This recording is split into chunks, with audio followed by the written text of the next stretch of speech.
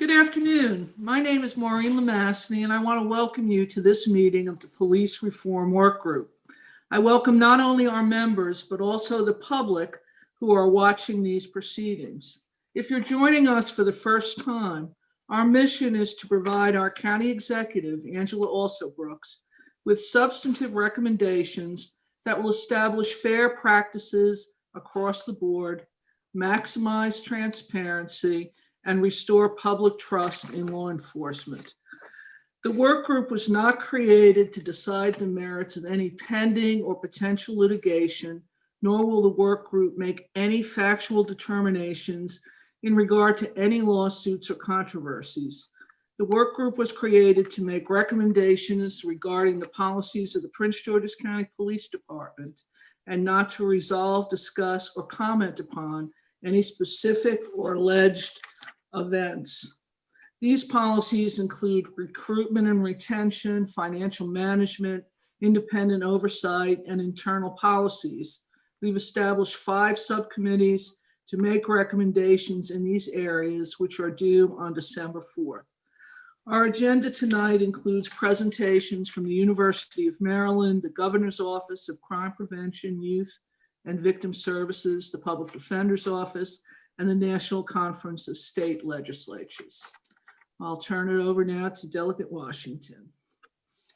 Good afternoon. Good afternoon. Thank you, Judge Lemassney and Co-Chair. Hello, everyone. Thank you for joining us today. My name is Alonzo Washington, State Delegate for District 22 here in Prince George's County, and I serve as the co-chair of this work group. We have now been meeting weekly for the past several months to develop innovative structural reforms to our county's police department. We have held several presentations and discussions on training, hiring practices, employee retention, citizen complaints, the police department's budget, mental health, police use of force policies, and much, much more. Tonight, we will have the opportunity to discuss a wide variety of issues, including racial equity, traffic stop data, and best practices across the United States. We have with us a wide variety of professionals with different backgrounds who will present the most recent data and research in their respective fields. I am excited for this opportunity to be here tonight, and I look forward to another excellent discussion with my colleagues here on the work group. First up, we have my fraternity brother, Dr. Rashawn Ray.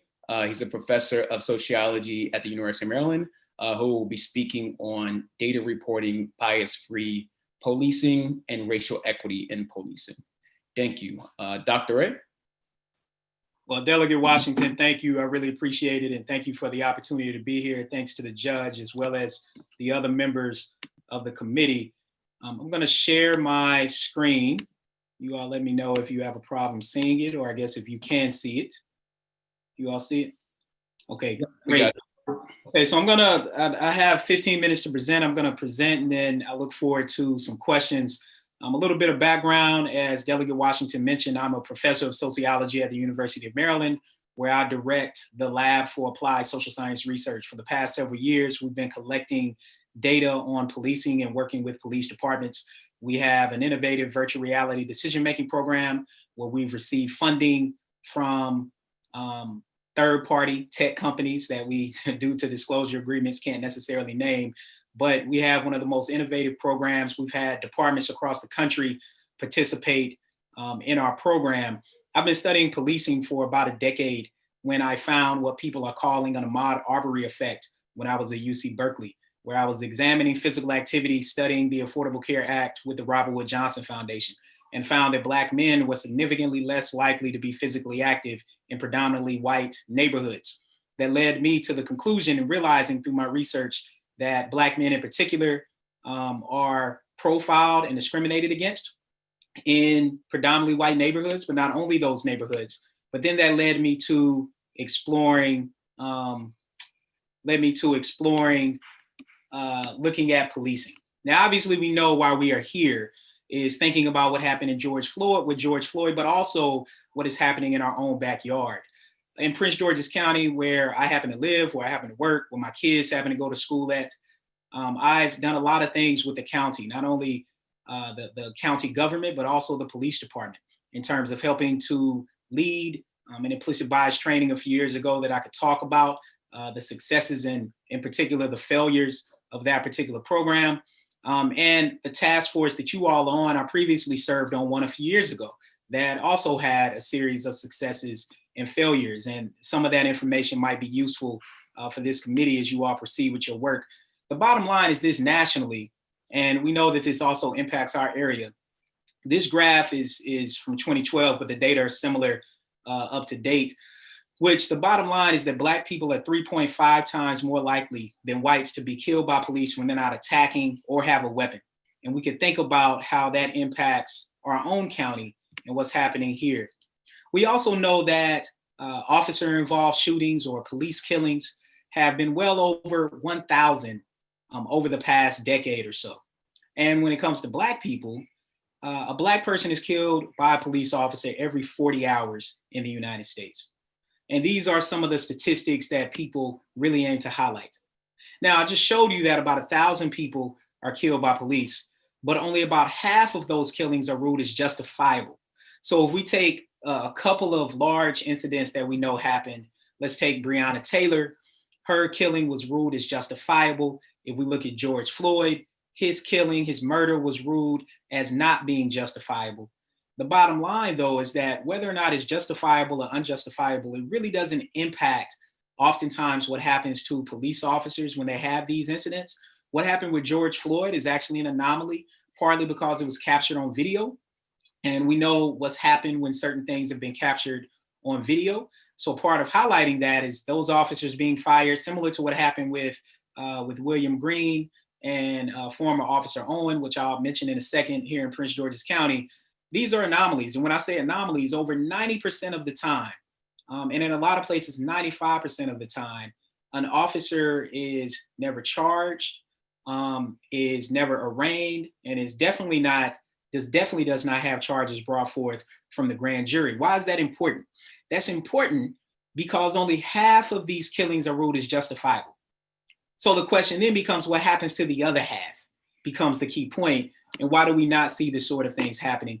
Broadly, what's been happening around police use of force is not related to crime. So if we look at the crime rate, ever since the early 1990s, the crime rate has significantly decreased. So the uptick in officer-involved killings and officer-involved shootings does not correlate there.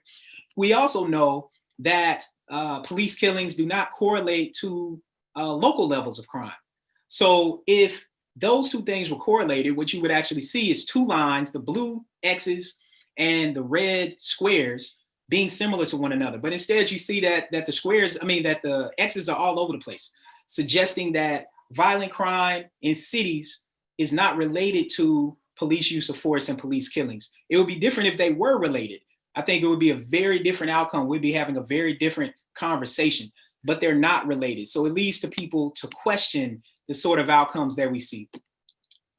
The outcome of a lot of these incidents deal with civilian payouts for police misconduct. That around the country, we know that millions of dollars are dished out on a regular basis. I'll give you some comparisons. Of course, you all are familiar with some of these cases.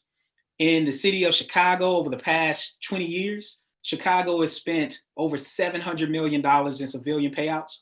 In New York City alone, every given year, they spend upwards to about $250 million in civilian payouts. We also know that there are other incidents as well that people oftentimes aim to highlight. In particular, we could think right up the road in Baltimore, that being Freddie Gray, that also being Corinne Gaines. Part of thinking about what happened in Prince George's County and what happens in Prince George's County is the lawsuits oftentimes have a precedent. And part of highlighting that is the amount of money we could think about as being within a particular range based on what happened. The key thing with civilian payouts is that these monies do not come from police department budgets, but instead they come out of the general funds. So this is money on top of the money that's allocated for police departments. So in the case of Breonna Taylor, the $12 million that was allocated to her family, or Corinne Gaines, the $32 million that was allocated primarily to her son for him being shot by the police, and then also her being killed by the police while she was holding him, is that these monies are coming from the general funds, meaning taxpayers.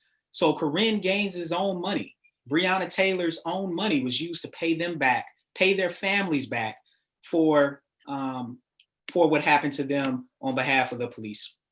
Obviously, we know here in Prince George's County, more recently, there was just a recent settlement that also went national related to William Green, $20 million settlement. I think regardless of how people might feel about that incident and that settlement, one thing I know from research is that most people do not want their tax money being used for these settlements, and they prefer that the money actually come from police department budgets. Now, in that regard, it still means that it's taxpayer money, but it's part of the budget, and it's a very different type of process that goes on. We also know when it comes to traffic stops, we'll hear more about this, so I kind of breeze over this, but I helped Montgomery County with their recent report. But if we just look nationally, from Minnesota, we see that Blacks are much more likely to be stopped by the police, Latinos as well, but Blacks definitely. We could go out to California and Berkeley, where I've been helping their police department and helping them think through various things. We see disproportionately that Blacks are stopped and then searched. We could even look at Oakland, the same sort of thing, who stopped and who searched. And we see something similar here. The bottom line is that one correlation people aim to make, oh, well, if people are being stopped and searched, that means they're probably more likely to be committing a crime. But research actually doesn't show this. One of the largest studies that looked at this was in New York State, or New York City specifically. Out of 700,000 police stops, this was the percentage of stops by race, that half of the time people who stopped were Black, a third were Latino. Over half of the time that involved frisk, and then you can see the number of times that force was used. Only 2% of these stops led to the discovery of contraband or somebody having a criminal record or a weapon. And 6% of the stops led to an arrest, mostly for resisting arrest. When it comes to no-knock warrants, which is something big that people oftentimes talk about, I don't have to explain to this group what no-knock warrants are. But what you should note is where Maryland falls when it comes to no-knock warrants. So, and even this is a slight update because there are now places that are starting to remove them, or jurisdictions in particular, like Louisville. I regularly testify on policing and criminal justice and a host of other topics. But in Virginia, I testified, and they actually ruled to remove no-knock warrants based on my testimony and the testimony of others. In fact, in the state of Virginia, they even voted on qualified immunity. It didn't pass, but that just shows you how far we are in terms of police reform. And we could think about the comparison with Prince George's County and the state of Maryland. This is the reason why no-knock warrants are problematic, not because police officers, it's not necessarily that they don't need to be able to use them. It is the discriminatory way in which they're applied. So overwhelmingly, no-knock warrants are deployed for SWAT, and they're deployed for drugs. We also know that not only that, but there's a disproportionality in who it's applied to. So no-knock warrants are much more likely to be applied to Blacks and Black households relative to whites. And then when we look at minority households, we see that no-knock warrants are much more likely, and SWAT is much more likely to be deployed in predominantly minority neighborhoods and racially integrated neighborhoods relative to white neighborhoods. Why is that important? Well, we also know from research that there really aren't racial differences in the likelihood of people using drugs or distributing drugs, but there are drastic differences in who is profiled, stopped, arrested, and who have their homes invaded in by the police based on the suspicion of whether or not they're doing drugs or not. And of course, this really shows it, that despite the fact that when it comes to drugs, it's similar, we see huge racial disparities there. So I want to quickly talk about another topic that has hit big, and then give us some comparison to Prince George's County and close. When it comes to defund the police, which is something we've heard a lot about, and I've written extensively about this, defund the police simply means reallocating funding. There are also people who talk about abolishing the police. There are different categories even within that. There are some people who think that policing just should not exist. There are others who think that policing needs to be really reimagined, like abolished and then built back up. But most people are like, look, we can reimagine policing, and we can also think about defunding the police, reallocating funding. And the way I think about it through the research is to take an evidence-based, market-driven approach. And I'll walk you through this and show where Prince George's County is. When we look nationally, there are three main outcomes that people look at. The point of police is not necessarily law and order, it's to protect and serve. That's part of law enforcement's oath. And I know that very well because I have several police officers in my family who serve not only our country in the military, but also serve their local communities in law enforcement. When we look at calls for service, 9 out of 10 calls for service are nonviolent. So there are places around the country that are starting to look at their calls for service, break them down, and say what could be serviced elsewhere. Montgomery County is really starting to look at this seriously when it comes to traffic stops in particular, because a recent report found that Montgomery County police were disproportionately more likely to stop Black people relative to whites and other groups. Homicide clearance rate is simply abhorrent. Across the country, only 40% of murders are solved, 66% of rapes, 70% of robberies, 50% of aggravated assault. And the bottom line is this: if we really want to reduce crime, education and work infrastructure is what helps with that. And that's the reason why when we look at the amount of money that's being paid in civil payouts, that becomes a problem. We know that response rates nationally are slower in Black and Latino neighborhoods.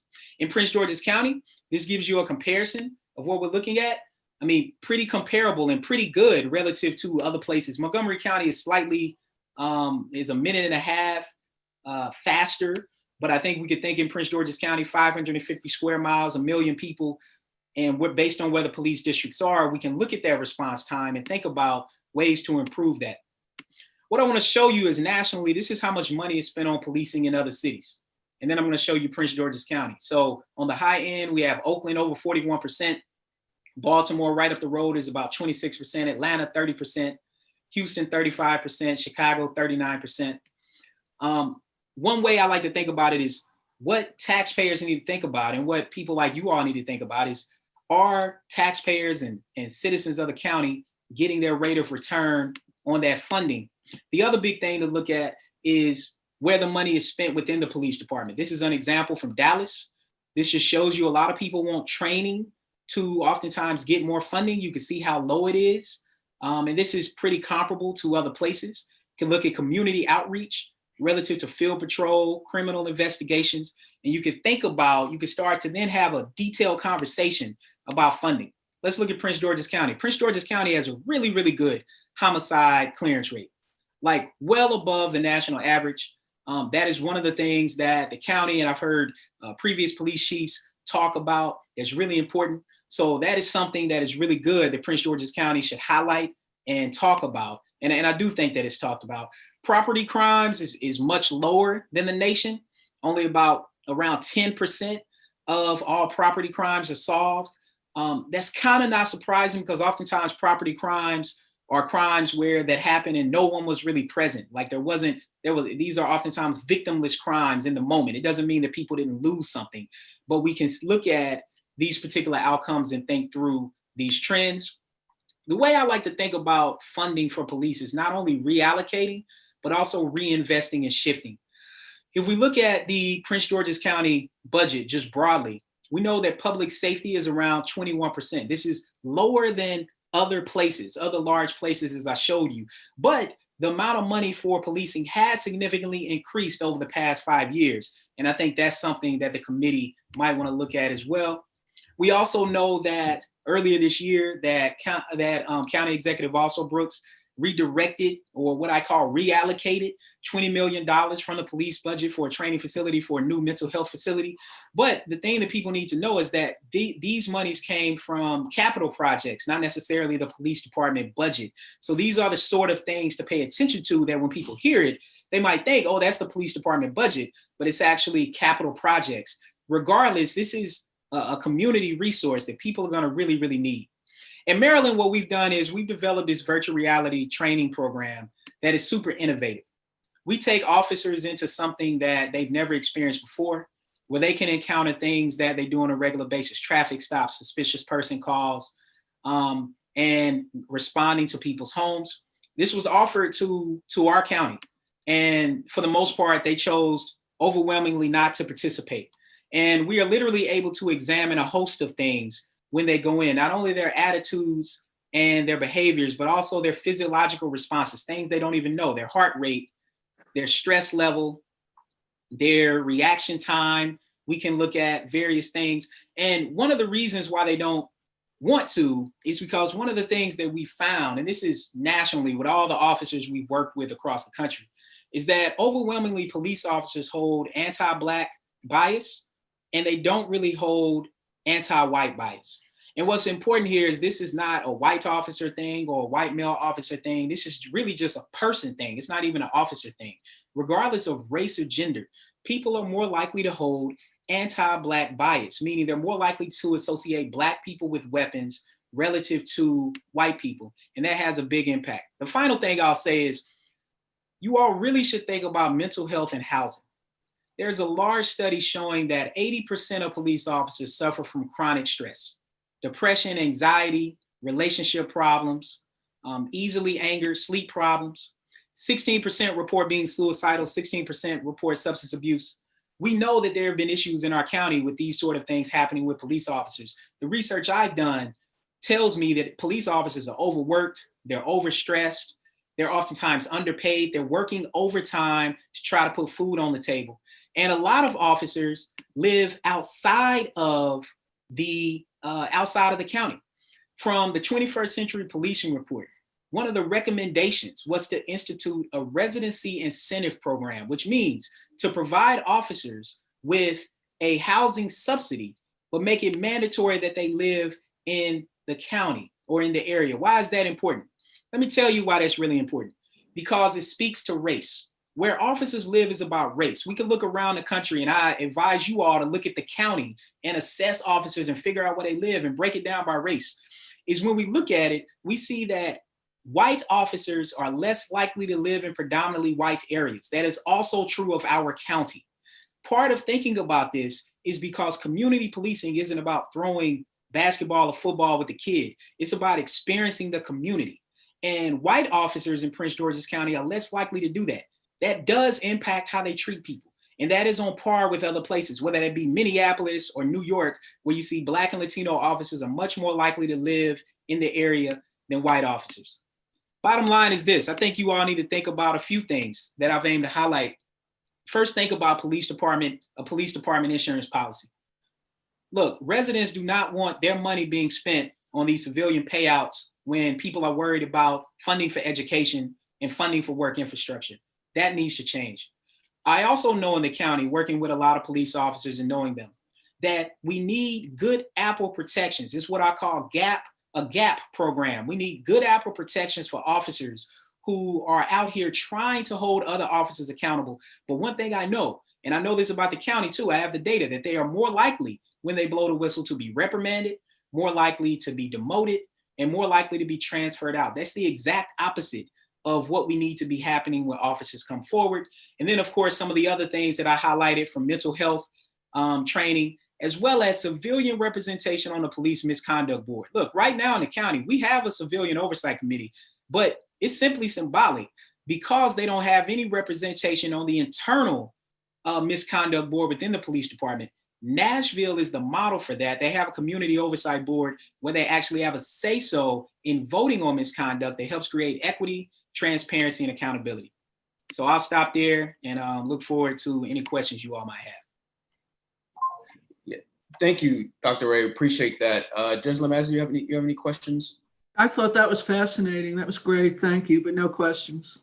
Dr. Ray, I was about to cut you off, but you just made it, brother. So I appreciate you, man, for getting on. I was trying to get it in. I apologize. You threw me off at the beginning when you started talking about the frat. So I got the book in the back, and then I got a little caught up at the beginning. So my apologies. I know you said 15 minutes, and you all have a lot of stuff to do today. No, I appreciate that. I just have a couple quick questions. I have 2 questions for you, real quick.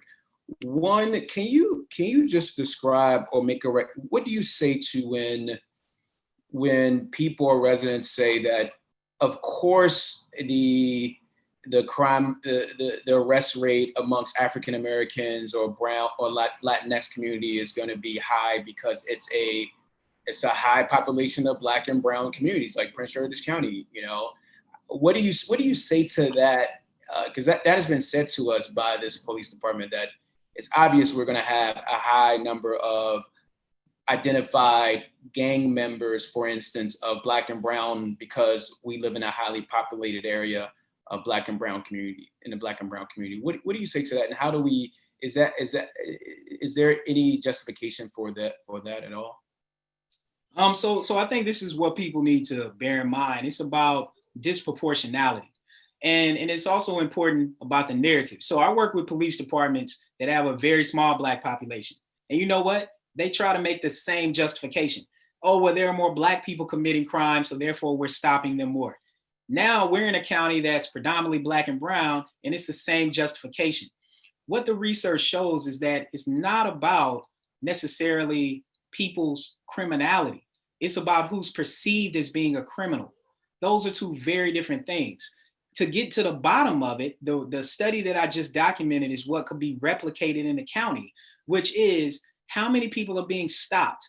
And then based on those stops, do we see similar percentages across race of people who are committing crimes? What we're going to actually see is that more Black people and more Latinos are being stopped in the county, but it doesn't mean they're committing a crime.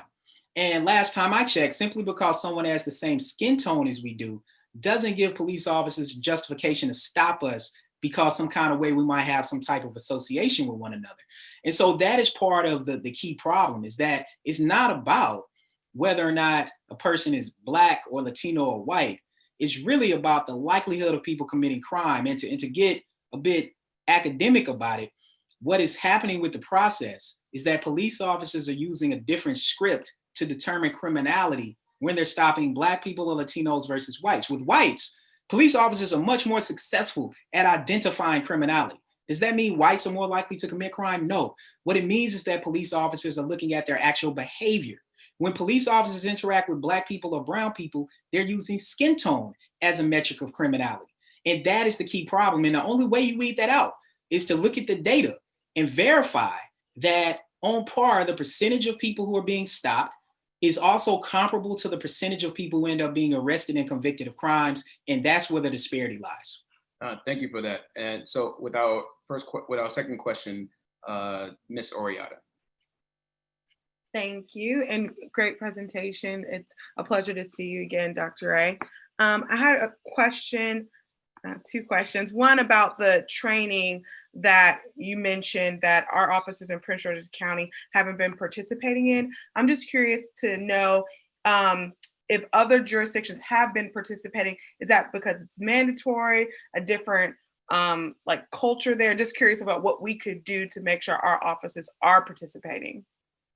Yeah, I mean, so we've had dozens of police departments around the country participate in this program. We started with Prince George's County, and it became apparent that it was a level of resistance to officers going through the program that it became difficult for our staff to continue going through that process.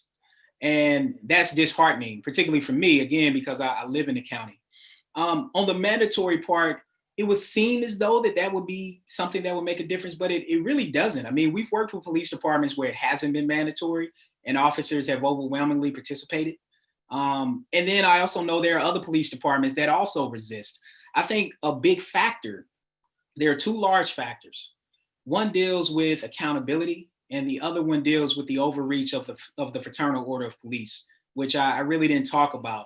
But on the accountability front, if there are civilians who are participating in the misconduct process, who are playing a role in various oversight mechanisms, we're more likely to have accountability and more participation.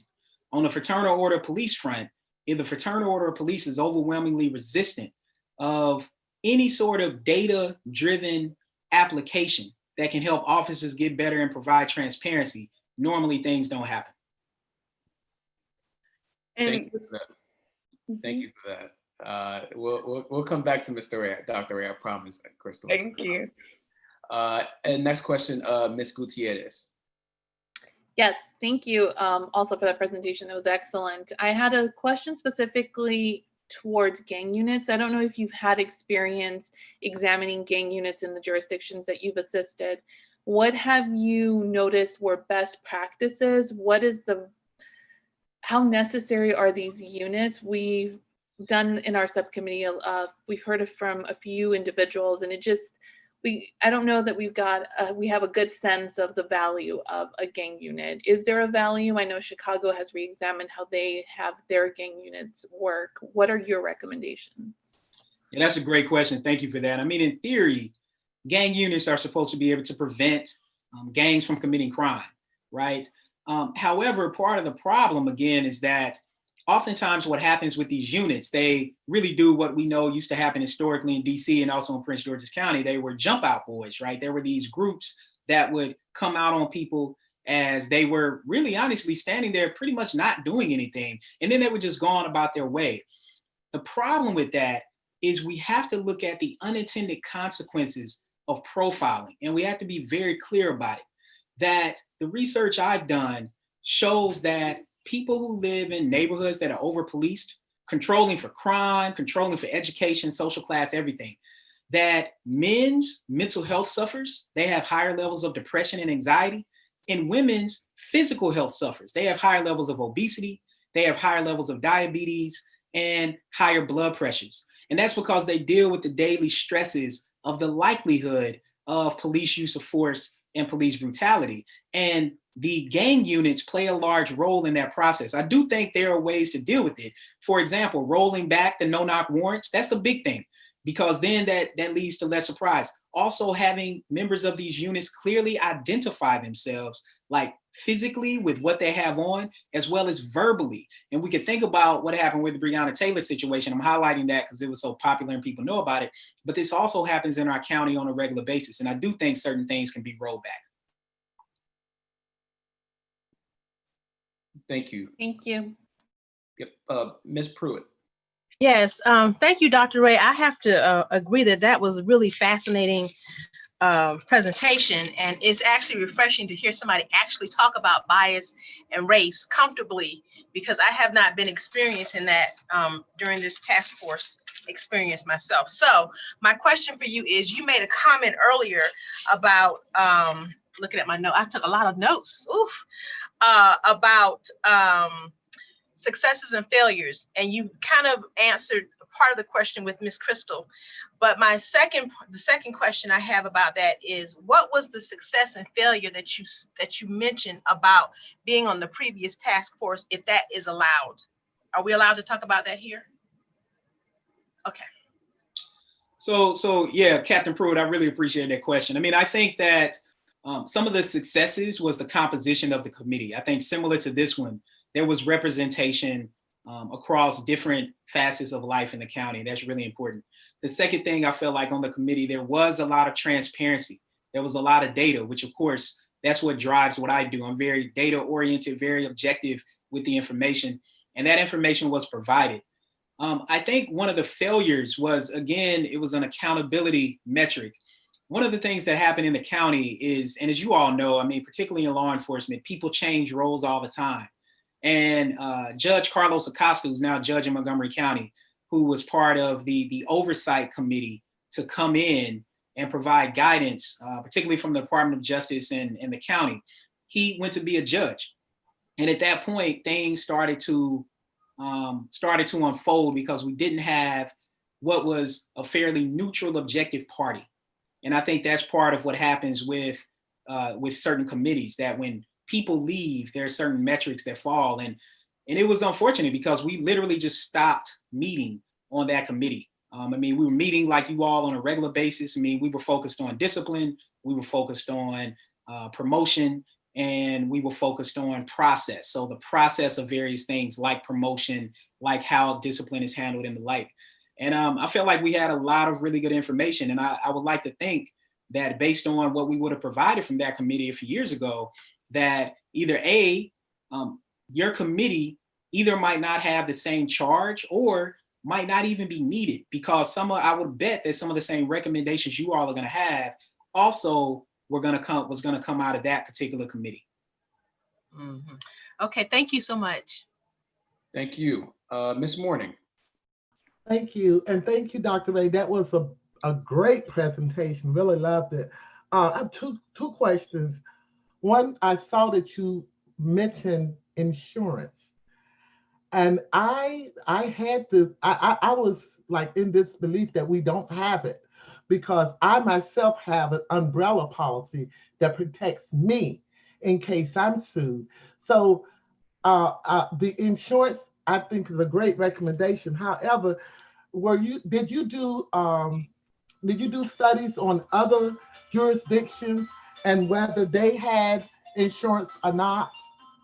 Was there were there other jurisdictions that have insurance? That's why I think I want to ask, because it may be an expensive insurance policy, but it cannot be as expensive as it is with what we are paying out. When you consider the insurance company would also hire the legal team that would represent us, and the insurance company would pay whatever the verdict is. So did you do other jurisdiction and whether they had insurance? Yeah, Ms. Morning, you are exactly right. Thank you for that question. Because I think it's very, very important. In all the research I've done on policing, what I've discovered is that accountability is a big problem. And in the state of Maryland, it's particularly a big problem. I know the judge and the delegate know this as well as others.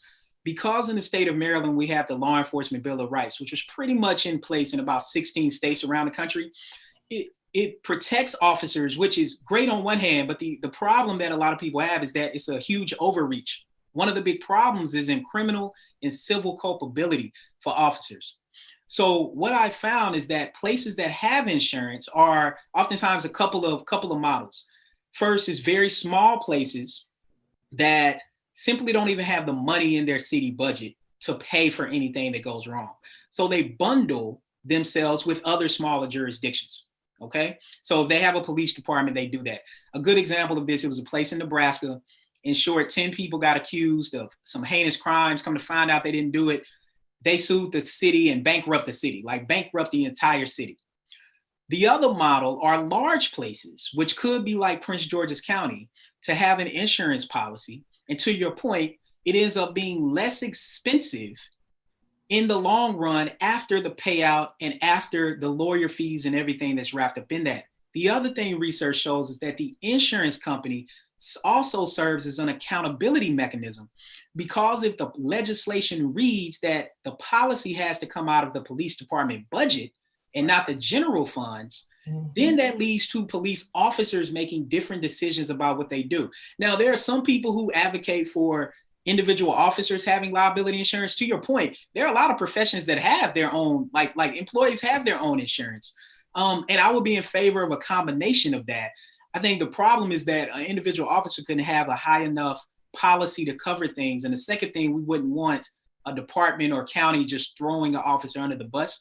But insurance is a good model to look at. And again, take a data-driven model to this and figure out the cost savings to taxpayers, because that's the bottom line. Could we save money and have it spent on social services, on education, on other things that we know that residents in the county and state need? Okay. We're going to come back to Dr. Ray. We have a lot of presentations today, Ms. Morning. I'm sorry. But I'll wrap it up and say, I see that we have you've given us a lot of recommendations, Dr. Ray, and one that I would ask you, because we're going to hear from the state on traffic stops. And if you can give us a recommendation on how the traffic stop data should be, I guess, collected and reviewed. And even if there's what stops the police officers, what type of traffic stops police officers should not participate in, I think that would be helpful as well for this committee. So if you can get that to us, that'd be great. And if you want to say some closing remarks, I'll allow that as well. No, sir. Let's move on. I've taken up too much time, but I'll get that information to you. Thank you, sir. We appreciate it. Okay. Thanks, everybody. So we'll go to the next question. We're going to the next presentation from Mr. Jeffrey Zubak, who's the Chief of Research and Analysis with the Governor's Office of Crime Prevention, Youth, and Victim Services. Today, he'll be speaking on the Prince George's County Police Department's traffic data. Mr. Zubaks. Yes, I'm just trying to share my screen now. I think, Ryan, do you have his presentation to put up for us? Are you controlling the presentation? I do, but I just gave him Permission. Got it. Okay. Okay, perfect.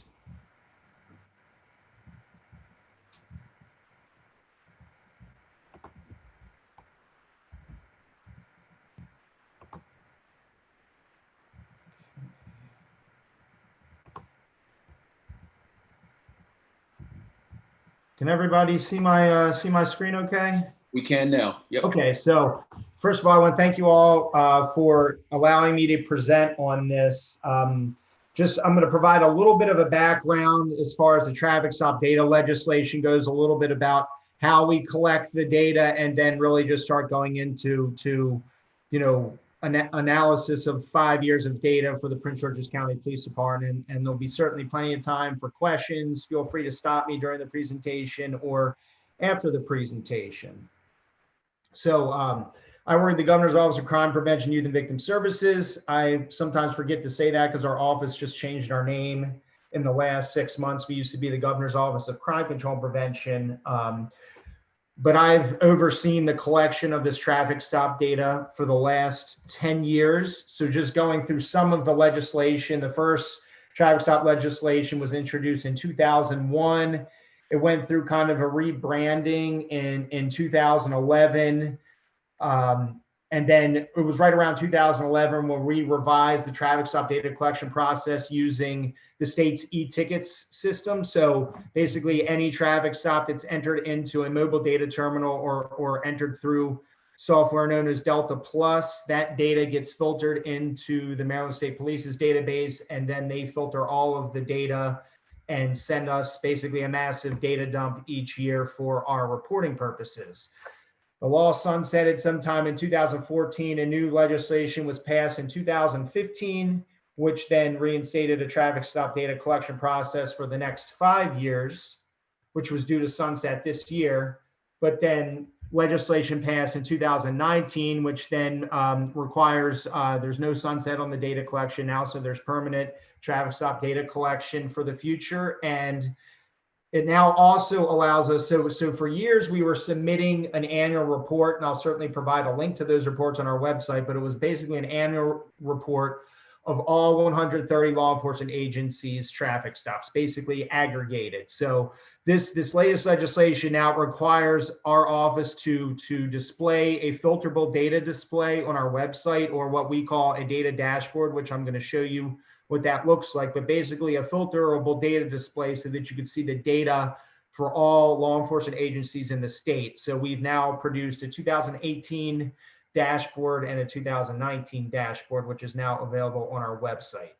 Just so we're clear as to what traffic stops are for the purposes of this presentation and for the purposes of the data that we've collected for the past 10 years, traffic stops, the traffic stops exclude any stops that were used from radar, checkpoints, or roadblocks, stops of multiple vehicles at an accident or during an emergency, and the use of license plate readers. So the purpose of the data collected was to try to look at stops where officer discretion was most likely to be used when the stop was made.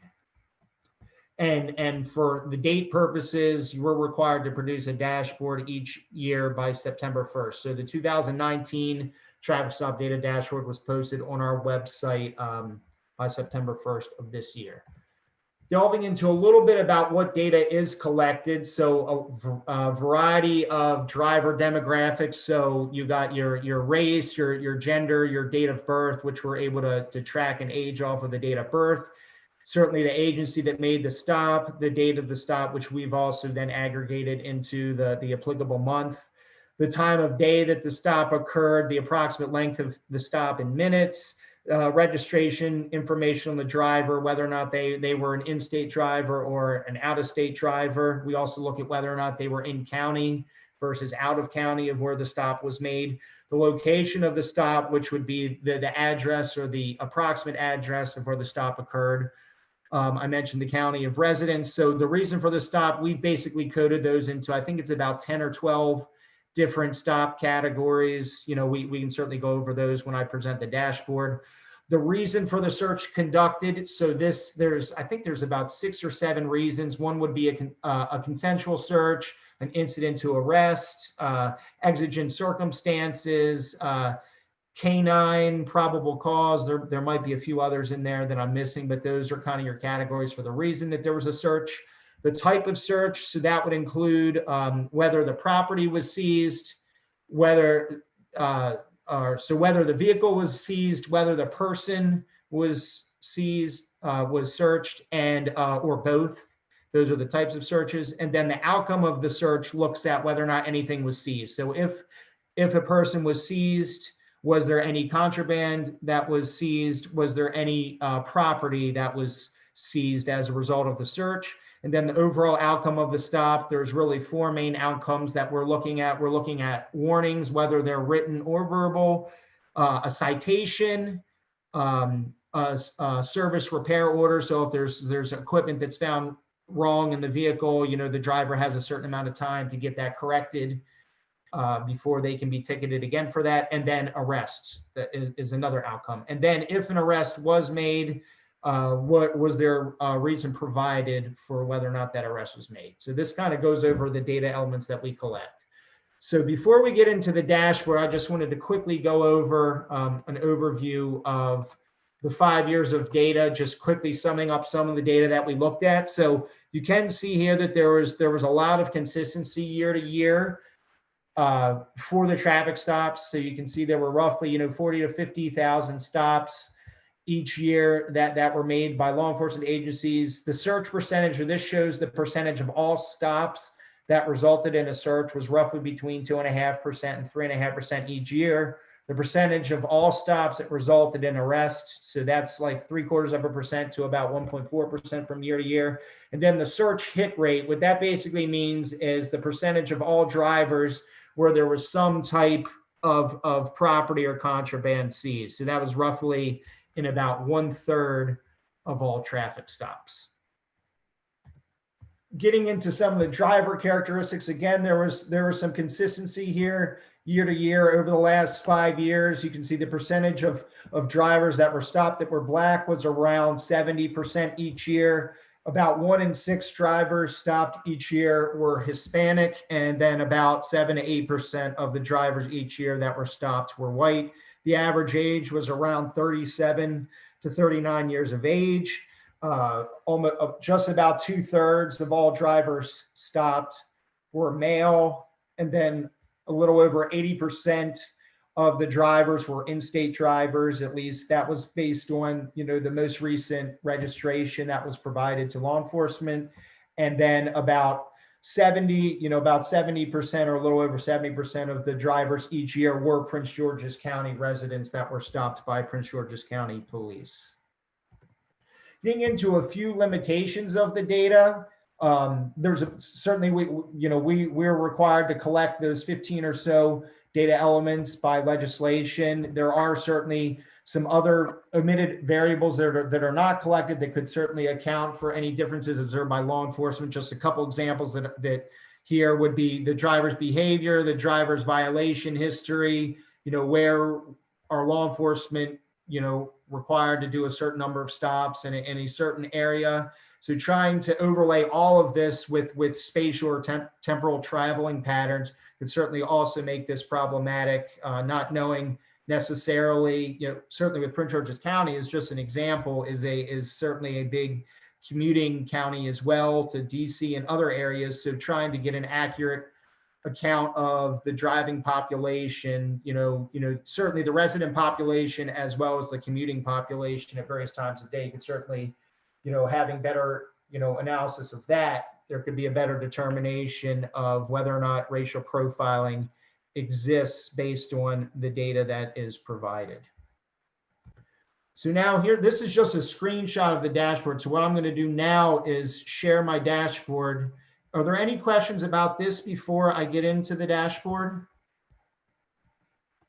We're not gonna, how many more? We're not gonna take any questions right now. Okay, We'll let you go through this dashboard and then we'll take questions from there. okay, sure. I do have a question about slide 7 though, but you can keep Okay, sure.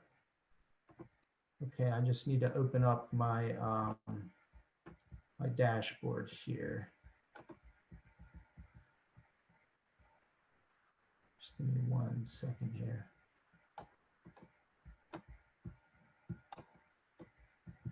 Okay, so this is basically taking an example. So we have a dashboard that's published on our website. So what a dashboard basically is, we use Microsoft Power BI technology. What it is, it's interactive. So it allows you, if you were to select different filters or slicers on here, the entire visual would represent itself. But right now, this dashboard is defaulting to 5 years of Prince George's County Police Department data. This is not including the other 25 to 30 police agencies are also in Prince George's County. This is just the Prince George's County Police Department, but you can see over the last 5 years, there were almost 250,000 stops. You can see the total searches here, the total arrests. Here are the percent white demographics, the percent black, the percent male, average age. You can see here, about 3% of stops resulted in a search, about 1% resulted in an arrest. This visual here breaks down. These are some of the different categories that I mentioned as far as the reason for stops. So some of the most common ones would be a stop for a registration violation. We have Title 16 in here would be any type of license violation if they didn't have a license or had an expired license. Some of these are smaller rules here, the toll violations, if they didn't obey a traffic sign, if they weren't driving on the right side of the roadway, if they failed to give right of way, if they didn't provide proper signaling, stopping violations, 21.8 would be any type of speeding or moving violation. 21.9 would cover any type of reckless driving or driving while under the influence or driving while intoxicated. Title 22 would be a lot of your equipment violations, and then I'm sorry. I'm sorry. Are you sharing your screen with us right now? yes, can you not see it? No, we cannot see it. Okay, it says my screen is paused. Okay, how do I? Oh, sorry. Resume share. Okay. Yeah, we're still seeing the yeah, there you go. Can you see it now? I'm sorry. So this is this is the dashboard, as I was mentioning. This is the chart that I'm going through right now that breaks down all of your stop reasons. So Title 21.8 would be your moving violations. Title 21.9 would be any type of reckless driving or driving while under the influence. Title 22 would be your equipment violations, and then there's so many different stop. I'm sorry, Mr. Zubov. Can you go back a bit? It seems like we're only still getting like part of your slide. Are you showing your slide number 8 and zooming in? No, I'm showing the dashboard right now. Do you see something that says maybe you should unshare your screen and then reshare what you're showing, what you're trying to show us, because right now we're not seeing what you're seeing. Okay, unshare and then share again. Okay, I'm going to share. Okay, let me see. How about now? It's popping up right now. Yep, there we go. Okay. I apologize. This see that. So this is the visual that I'm talking. So this is the dashboard. This is the visual that breaks down the different stop reasons. And what I also did with the stop. Can you start over and talk about, just for the folks at home, how you get to this point? Yes. So I took the 5 years of Prince George's County data, is funneled into a database, and this database then gets refreshed into this dashboard. So I have all 130 law enforcement agencies data in here. Right now, I have it filtered to just the Prince George's County Police Department for purposes of this discussion. If we have time at the end, I can certainly pull up other agencies just to provide a comparative, for comparative analysis. But this is breaking down 5 years of data from Prince George's County. So 2015 to 2019, all traffic stops that were reported through either through mobile data terminals or directly through the Delta Plus system that goes to the Maryland State Police. And then the Maryland State Police sent me all of this data. So this is basically all of this 5 years of data is in here. So you can see some of these major statistics here, and then I was just explaining this table about the different stop reasons that are in here. So this breaks down the percentages of all stops that fit these reasons, and then you can see the search percentage. So here, the search percentage is the highest for reckless driving or DUI type offenses or traffic offenses, as well as it's also the highest percentage resulting in an arrest. Going down a little bit more, there's a few more visuals in here. This visual just basically breaks down the county of residence, so you can see that the majority, as I said in the analysis, I think it was about 70 to 72% of all drivers that were stopped by Prince George's County Police lived in Prince George's County, but you can see some of the other counties is here just for reference. These two pie charts here break down the demographics. And this again, all these demographics here, this is taking the sum of all 5 years of data. But you can see here, if you hover over this visual, then you can also see the percentages of all Black drivers that were searched, the percentage of Black drivers that had property seized as a result of the search, and then also the percentage of Black drivers that resulted in an arrest. And all of this kind of refilters based on the different races in here.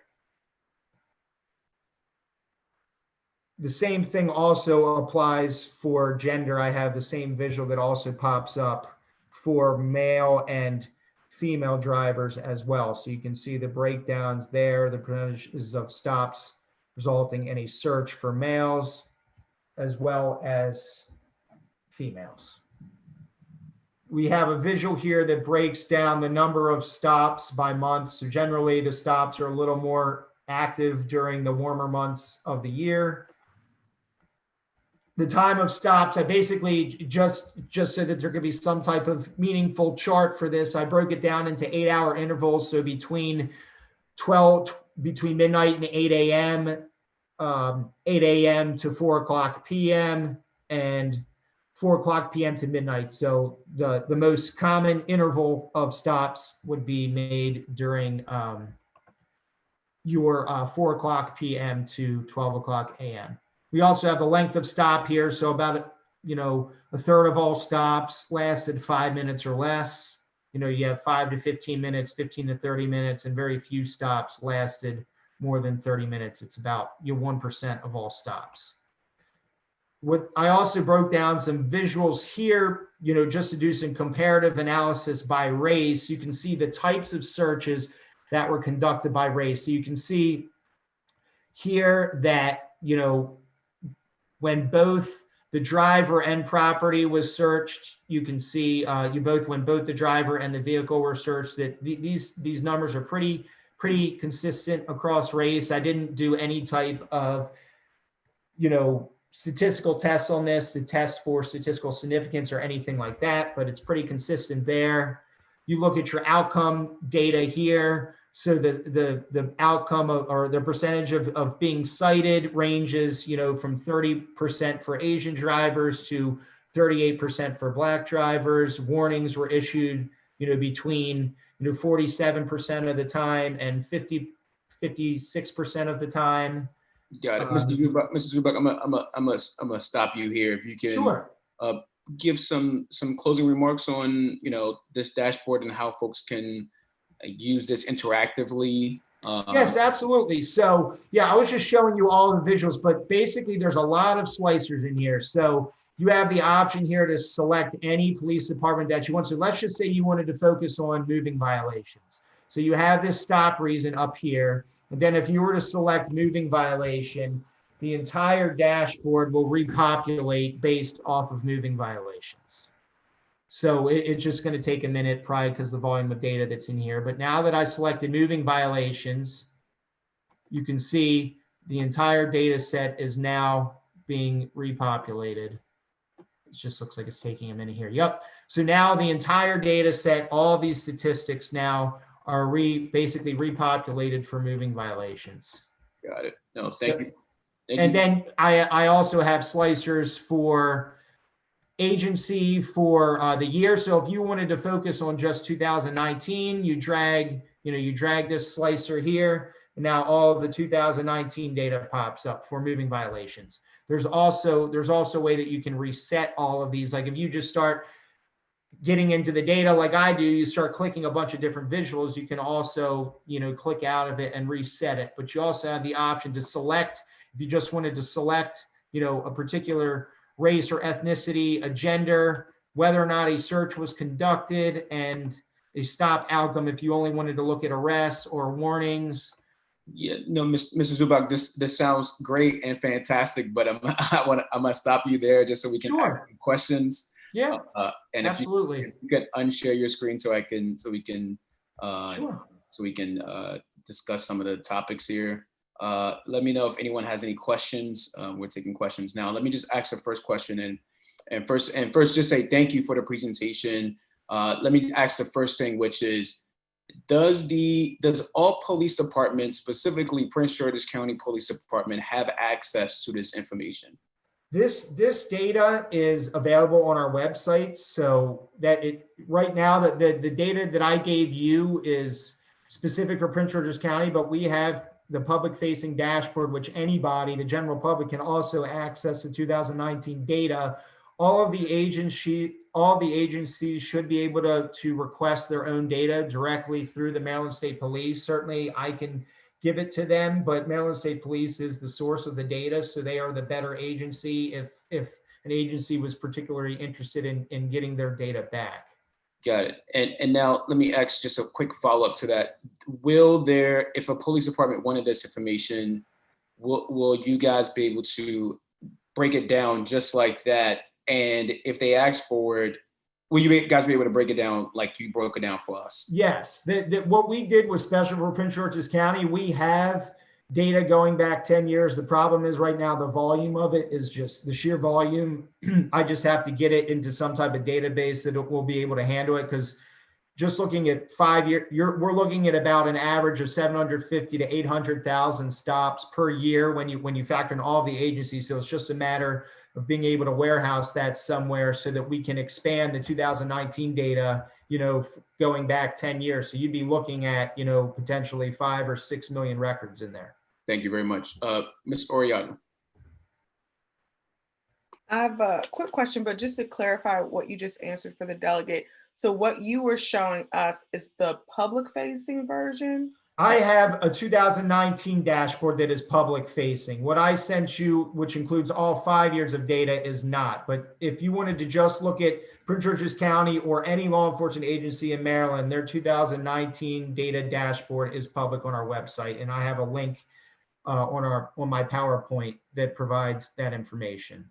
Okay, perfect. Thank you. And my question was, on one of the slides, you talked about like different variables that you're not able to track. And I think one of them you mentioned is that I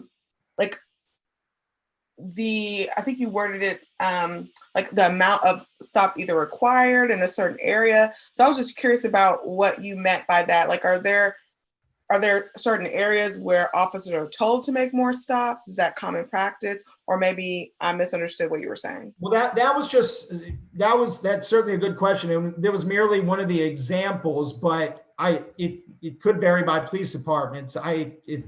This is nothing for Prince George's County or any police department, but if they're required, certain initiatives, high, violent crime initiatives, things like that, where police are required to have a stronger presence in a particular area, just by the mere fact that they have a larger presence, there may be a higher likelihood of making traffic stops as well. So that could vary by department, but it's something that certainly our data doesn't have the capability to capture that. Thank you. Judge Lemesney. I was very surprised at the discrepancy between the cases where property was seized and arrest. It looked like a lot more property was seized than people were arrested. Is that consistent across the state? That's a very good question. I have not, putting that in the dashboard, I really haven't had the opportunity to look, agency by agency to see if that trend occurs. Within the larger dashboard that's available on our website, you can look at the comparison with Prince George's County with all of the other agencies. So you can kind of see, how how they would compare with the other agencies. So that is available on the website. And that's based on what Prince George's County reported to the state police that gave the information to you. That's correct. And by reporting is if they're required to enter these traffic stops, if any traffic stop is entered into a mobile data terminal or through the Delta Plus software, that is captured in this data. Thank you, sir. That was a great presentation. Thank you. Thank you for allowing me to present. No, absolutely. Thank you as well. Just one last question. You mentioned something on slide 7 that I was alarmed by. If you don't mind bringing that back up, I try to bring it up on my own, but it Sure. says to the extent that your department isn't able to determine whether or not something is racially, the data says anything that there's racially bias through this data set. So can you just explain that line for us a little bit? Yeah, so a lot of this gets in. Can you see my slide? Not yet. Nope. Okay, I thought I shared the PowerPoint. Yeah, I'm new to Zoom because our office, we really don't use Zoom. So You can just answer the question. It's all good. So basically it was around all the collection of variables. So, based on the literature that I've read about traffic stop data, first of all, there's a lot of extraneous variables that aren't collected, as I just provided a couple examples, driver's behavior, driver's violation history, law enforcement deployments. But more beyond that is looking at data to try to account for an accurate baseline. So what I mean by that is using data to figure out, the disproportionate index. Do you simply look at, the census population within a jurisdiction? So if a jurisdiction is 25% African-American and 75% white, and 30% of the stops are African-American and 60% of the stops are white, do you just look at those numbers and say that there's racial profiling? That there needs to be a further, analysis of the driving population, of the population at 8:00 a.m. versus the driving population at 8:00 p.m. There are so many variables that need to be taken into account to determine whether or not racial profiling exists. And, using the data that we have from the legislation and the 15 variables that we collect, we don't believe that there is enough information to determine, racial profiling exists based on the data that we collect. Got it. Okay. Well, thank you for that. I don't see any more questions, so I want to just thank you for the opportunity for you presenting in front of us and providing this information, of which was told to us that isn't available, and I'm glad it is available. I see one last question, Ms. Oriata. This is a follow-up from what the delegate was asking, based on you saying that what you're capturing now wouldn't allow you. If you guys have any recommendations on the type of information or variables that need to be captured so that you would be able to give that type of analysis, that would be helpful. So you don't have to have an answer now, but any recommendations on the type of information we could be capturing? Sure, I've put this together in the past when the legislation was in the process of being amended. In 2014, I put together some recommendations, but I think it's not just some of it would be really costly to do a traffic stop data study where you're accurately tracking the driving population. I think would be a very costly study, because you would need to basically do some type of sampling where you're trying to sample driving patterns at different times of day, and it would certainly be a very costly study. But yes, those recommendations can be provided.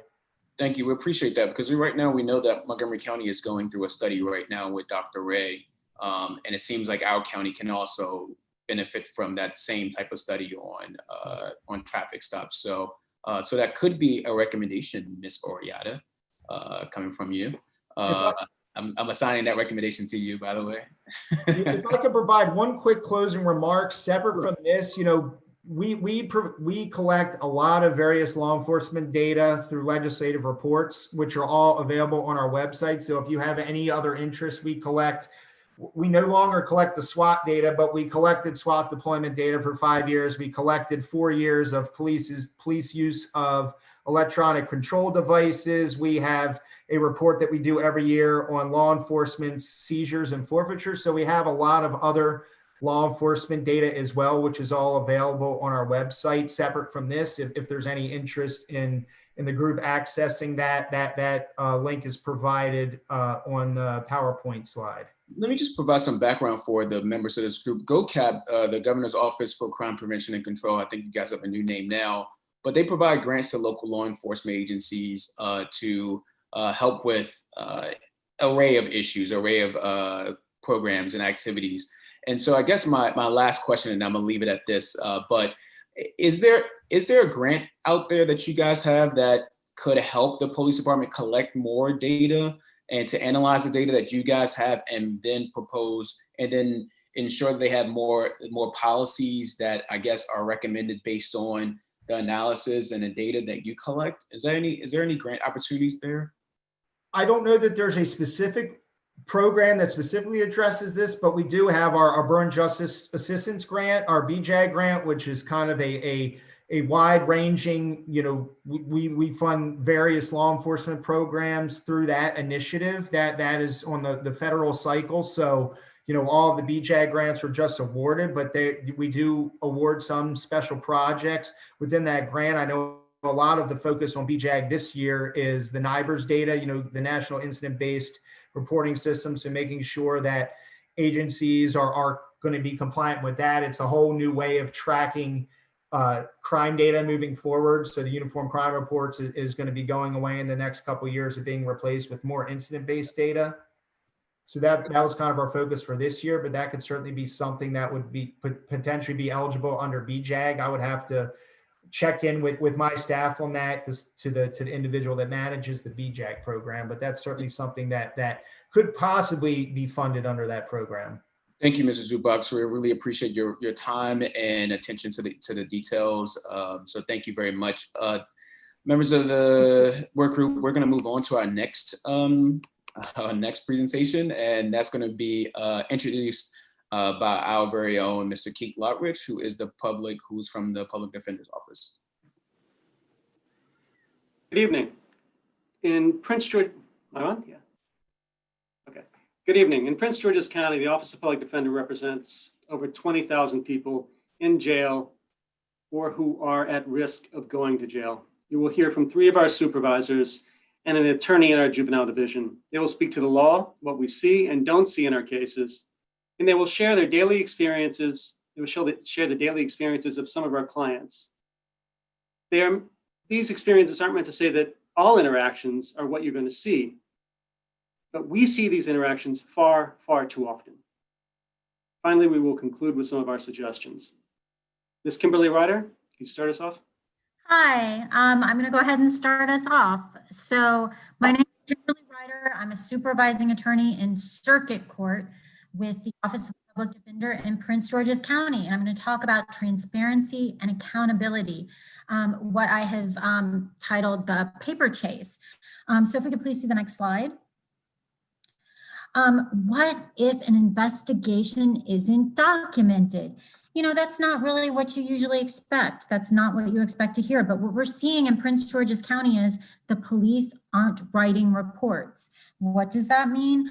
I am not getting documentation from the lead investigator, and sometimes not from any investigator who's involved in the case, which is going to provide me with the narrative from the police perspective about what happened.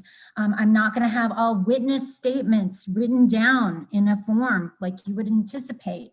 I'm not getting in homicide cases. I handle some homicide cases. I've gotten hundreds of pages of discovery, and other than the summary that was initially put forward in what they call a statement of probable cause, where they mention my client's name, I haven't seen my client's name on a single document throughout the file. That failure to disclose the information and describe what is going on in the investigation, that failure to disclose, I don't know whether it's by design or whether it's just bad practice and a bad habit that the police have gotten into, but it's unfair. It isn't the police, as we see in this picture with the woman with the evidence folder behind her back. It isn't like they're hiding it. It's just not being written down. Next slide, please. Next slide, please. That goes to justice, fundamental fairness, and due process. Case after case after case says we're supposed to get the information. We aren't supposed to be having unfair surprises. Each individual client we have deserves to know what kind of things he's going to be facing in course, and we need the opportunity to challenge those. The police can't be investigating in secret. Next slide, please.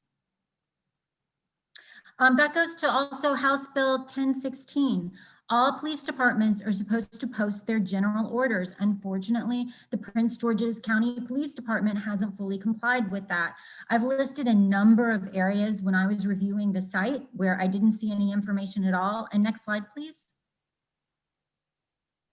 And when I want something very simple, you'd think it's simple. What are your rules, officer, when you're performing an interrogation? When you are trying to implement some kind of identification procedure, what are the rules? We make those requests. We've even issued subpoenas, and the response on the part of the Prince George's County Police, file a motion to quash the subpoena and request for a protective order. Well, the general orders are supposed to be posted for public view. When we request them, the police are telling us, no, we aren't going to provide that. We don't think you need it. Again, fundamental fairness, due process, those are at stake. Next slide, please. And I just want to point out that a case can get overturned if we don't receive exculpatory information. If we don't have the information there documented for us, a case can get overturned. For people who are concerned about public safety, that means that a guilty person could go free. It also means that an innocent person could end up in prison, which is a public defender. That's one of the reasons I wanted to become a public defender. I don't want that to happen. Next slide, please. And that goes to IAD records. Those are internal affair records, complaints about misconduct on the part of the police. We see a lot of the time that there's a failure on the part of the police to document these complaints and to investigate them. And then when they are documented, when they are investigated, a refusal to share. Next slide, please. There's an expert report that was prepared in conjunction with a lawsuit. In that report, what we ended up seeing is out of 57 formal charges as part of this suit that ended up being sent to the Equal Employment Opportunity Commission, this is like an internal issue within the police department. There was no internal affairs investigation in 49 of them. In other words, over 85% of the complaints of discrimination or harassment did not result in a formal investigation. Next slide, please. The majority of Marylanders actually want access to these police misconduct cases. 87% of Marylanders, according to a poll that appeared in the Washington Post on the 12th, said, we'd like to see those. We'd like for those to be public. We're not saying as the public defender's office that that needs to happen. What we're saying is attorneys within the public defender's office should definitely have that information. Next slide, please. And case law actually supports that. In a case called Field v. State, the courts agree with us. Yes, the public defender's office should have access to those materials. In this particular slide, what you see is an excerpt from a video. The police officer testifies, I asked her if we could step inside the apartment. She told us yes. She had a laundry bag on her. There's no laundry bag in this picture. There's no laundry bag that's there. And then he says that as I asked her to put it down. It was in the middle of the doorway. He testifies that he knocks it over and that he recovers a gun as a result. Because of the video, we can see that that isn't true. We need police reports. Sometimes officers just might be mistaken. You don't write something down, maybe you forgot. You have so many cases, and sometimes it may be even worse, that there's an officer who's not telling the truth. But the bottom line is that we need the police reports. We need to know the methods and procedures and rules that the police are supposed to be complying with, and we need to have those misconduct investigations.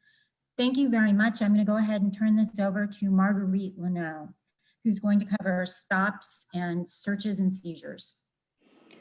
Good evening, everyone. If you could go to the next slide, please.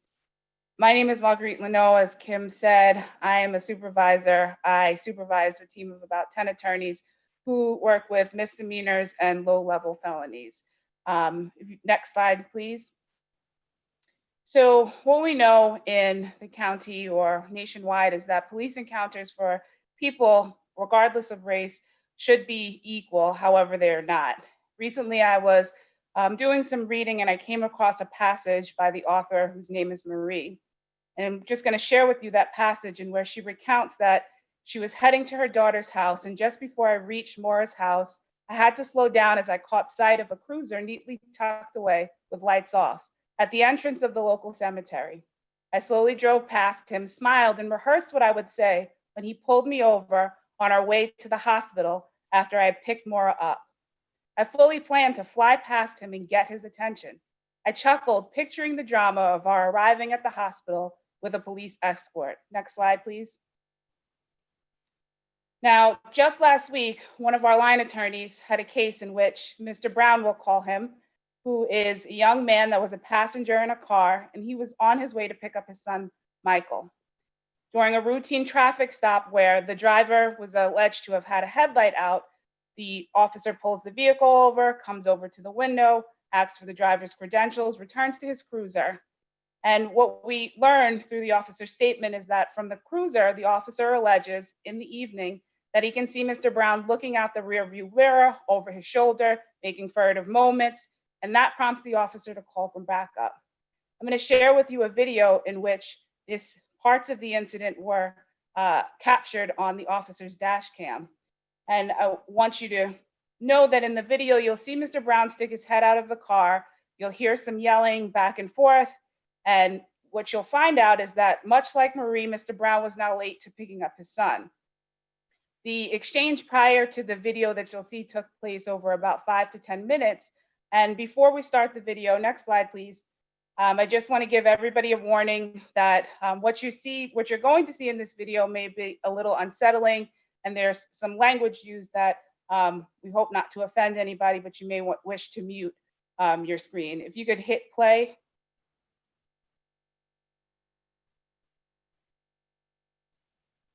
And actually, there's video to the, there's audio to the video. I'm not sure if you're able to cue the audio.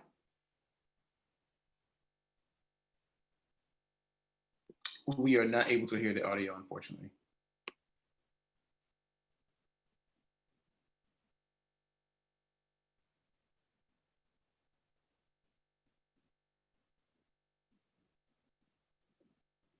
Next slide, please. And if you could hit play to this video.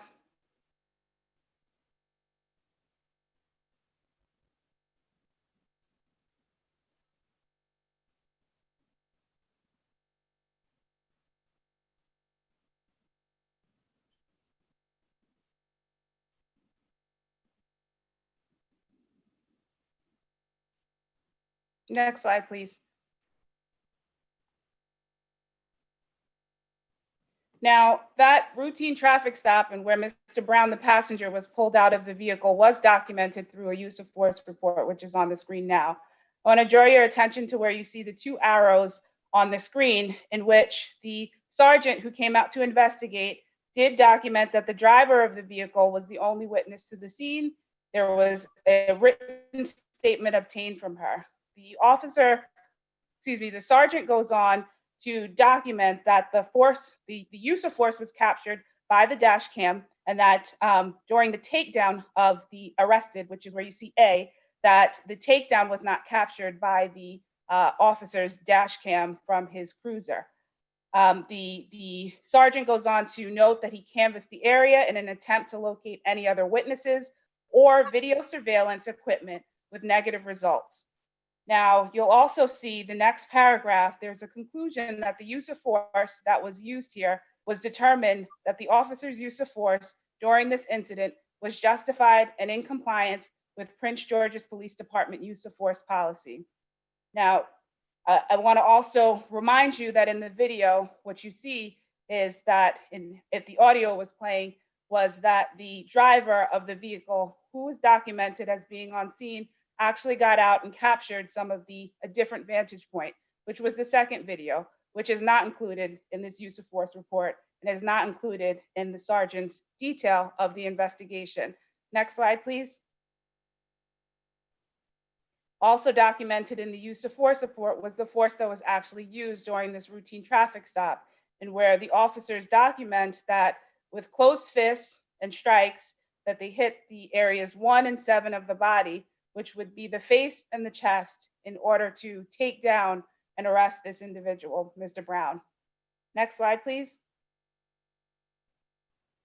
So for a Black man in Prince George's County, being stopped and searched is a reality. In certain zip codes in this county, what we know is that the young Black men have been searched about 20 times before they turn 18. A warrantless search should be an exception. The video that I presented is not an exception. This is from just last week. This is a client that we just represented. This is a video we just received last week. Most police encounters with our clients are the result of car stops. And during these car stops, they quickly can turn to where the clients end up on the receiving end of harassment, derogatory speech, and violence. Police contacts with any human being should have full documentation. Now, we can look at this requirement or need for full documentation as more paperwork being created, or we can look at it as an opportunity to create a standard for all people, that people will feel the same about a potential police interaction as the first interaction of the grandmother to be Grandmother Marie. Next slide, please. Now, there were a lot of statistics that have been previously shared with you, so I'm just going to go through this quickly. But again, where car stops are concerned, you'll see that white, Black, and Hispanic drivers were stopped at a relatively the same rates. However, going down, what you'll know is that after a car stop for Black and Hispanic individuals, the rate of search that results for Black individuals is 9.5% and Hispanics at 8.8%. This was based upon a DOJ study versus their white counterparts who are only searched at a rate of 3.6%, which I believe is consistent with the data that has been shared by the other two presenters.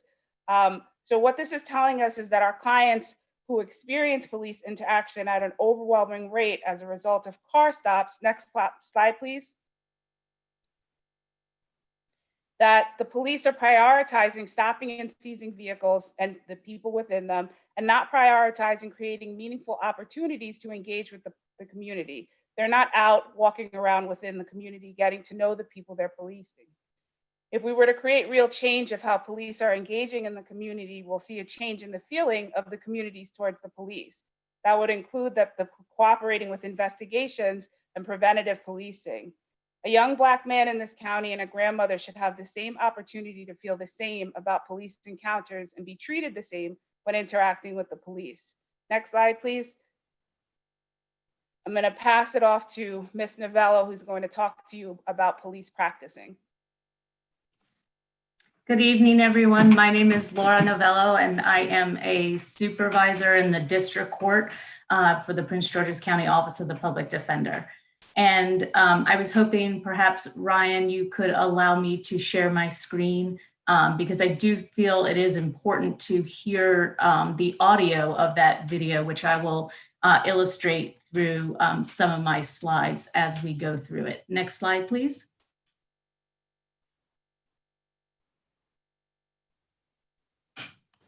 Hold on one second. I'll be able to share. I'm sorry. I'll be able to share the audio. I just have to, I didn't know there was a video in that other presentation, so I just have to reset the setting. Give me 1 second, please.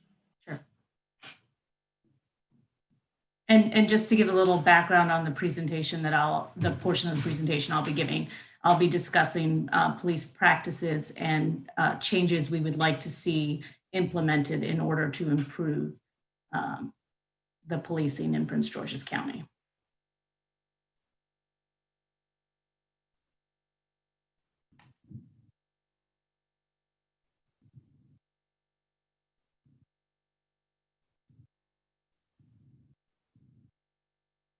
So the suggested improvements that we would like to see are beginning with the use of force issues, things that could be implemented now that would have a large impact on changing the way Prince George's County is policed. Mainly, obviously, we've heard a lot in the news about things such as banning chokeholds, banning no-knock warrants. But we would also like to see a requirement that officers who see other officers using excessive force are required to interfere and stop that. We would like to see officers required to provide aid to injured and to call for medical assistance. That may seem like something that is obvious, but unfortunately we have seen that on multiple occasions that has not in fact happened. We would also like implementations for alternative resources and responders for mental health calls using crisis managers instead of police, people that are trained and know how to respond to these types of situations. We would like to see that funding for police body cameras is ensured and that they are fully funded and that all officers are required to wear the body cameras. We would also like to see strict regulations on the use and operation of body cameras, as well as the storage of the footage, and to implement tougher sanctions or any sanctions really for any manipulation or failure to follow the designated procedures regarding the use and operation of the body cameras. And I would like to share my screen now so that I can show you the difference in what the video's impact looks like when you have the audio on, because sometimes we receive audio where the officer has either for whatever reason has turned off their audio or didn't realize that they needed to turn it on. So let me go ahead and share this. And I'm going to play it for you again.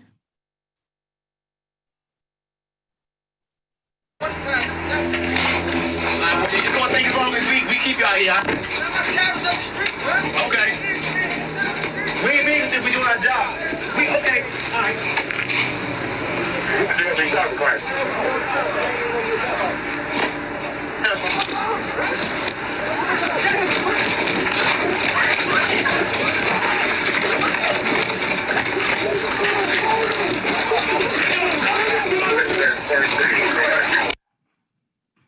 And then you can see also the impact of the second video, which is taken by the driver of the vehicle who started recording on her own cell phone. Why is y'all doing that to him? Why the fuck did y'all do that? Why did y'all drag him out the car? Why did y'all just drag him out of my car? Why did y'all just drag him out of my car? Why did y'all drag him out of my car for asking to get his son? Why did y'all drag him out of the car for no reason? And he asked y'all, what is taking so long so he could get his child? Thank you. So as you can see, there is, I think, a very big impact when there is a lack of audio versus when there is audio. And that's just one example of, the things that we see that can affect the information that we are given and the discovery we are provided. And obviously it's very important for us to have all of that information provided correctly. And that's why we feel that requiring strict regulations of the use and operation of body cameras, as well as the storage of that footage, is so important. If Ryan, we could put up the slides again.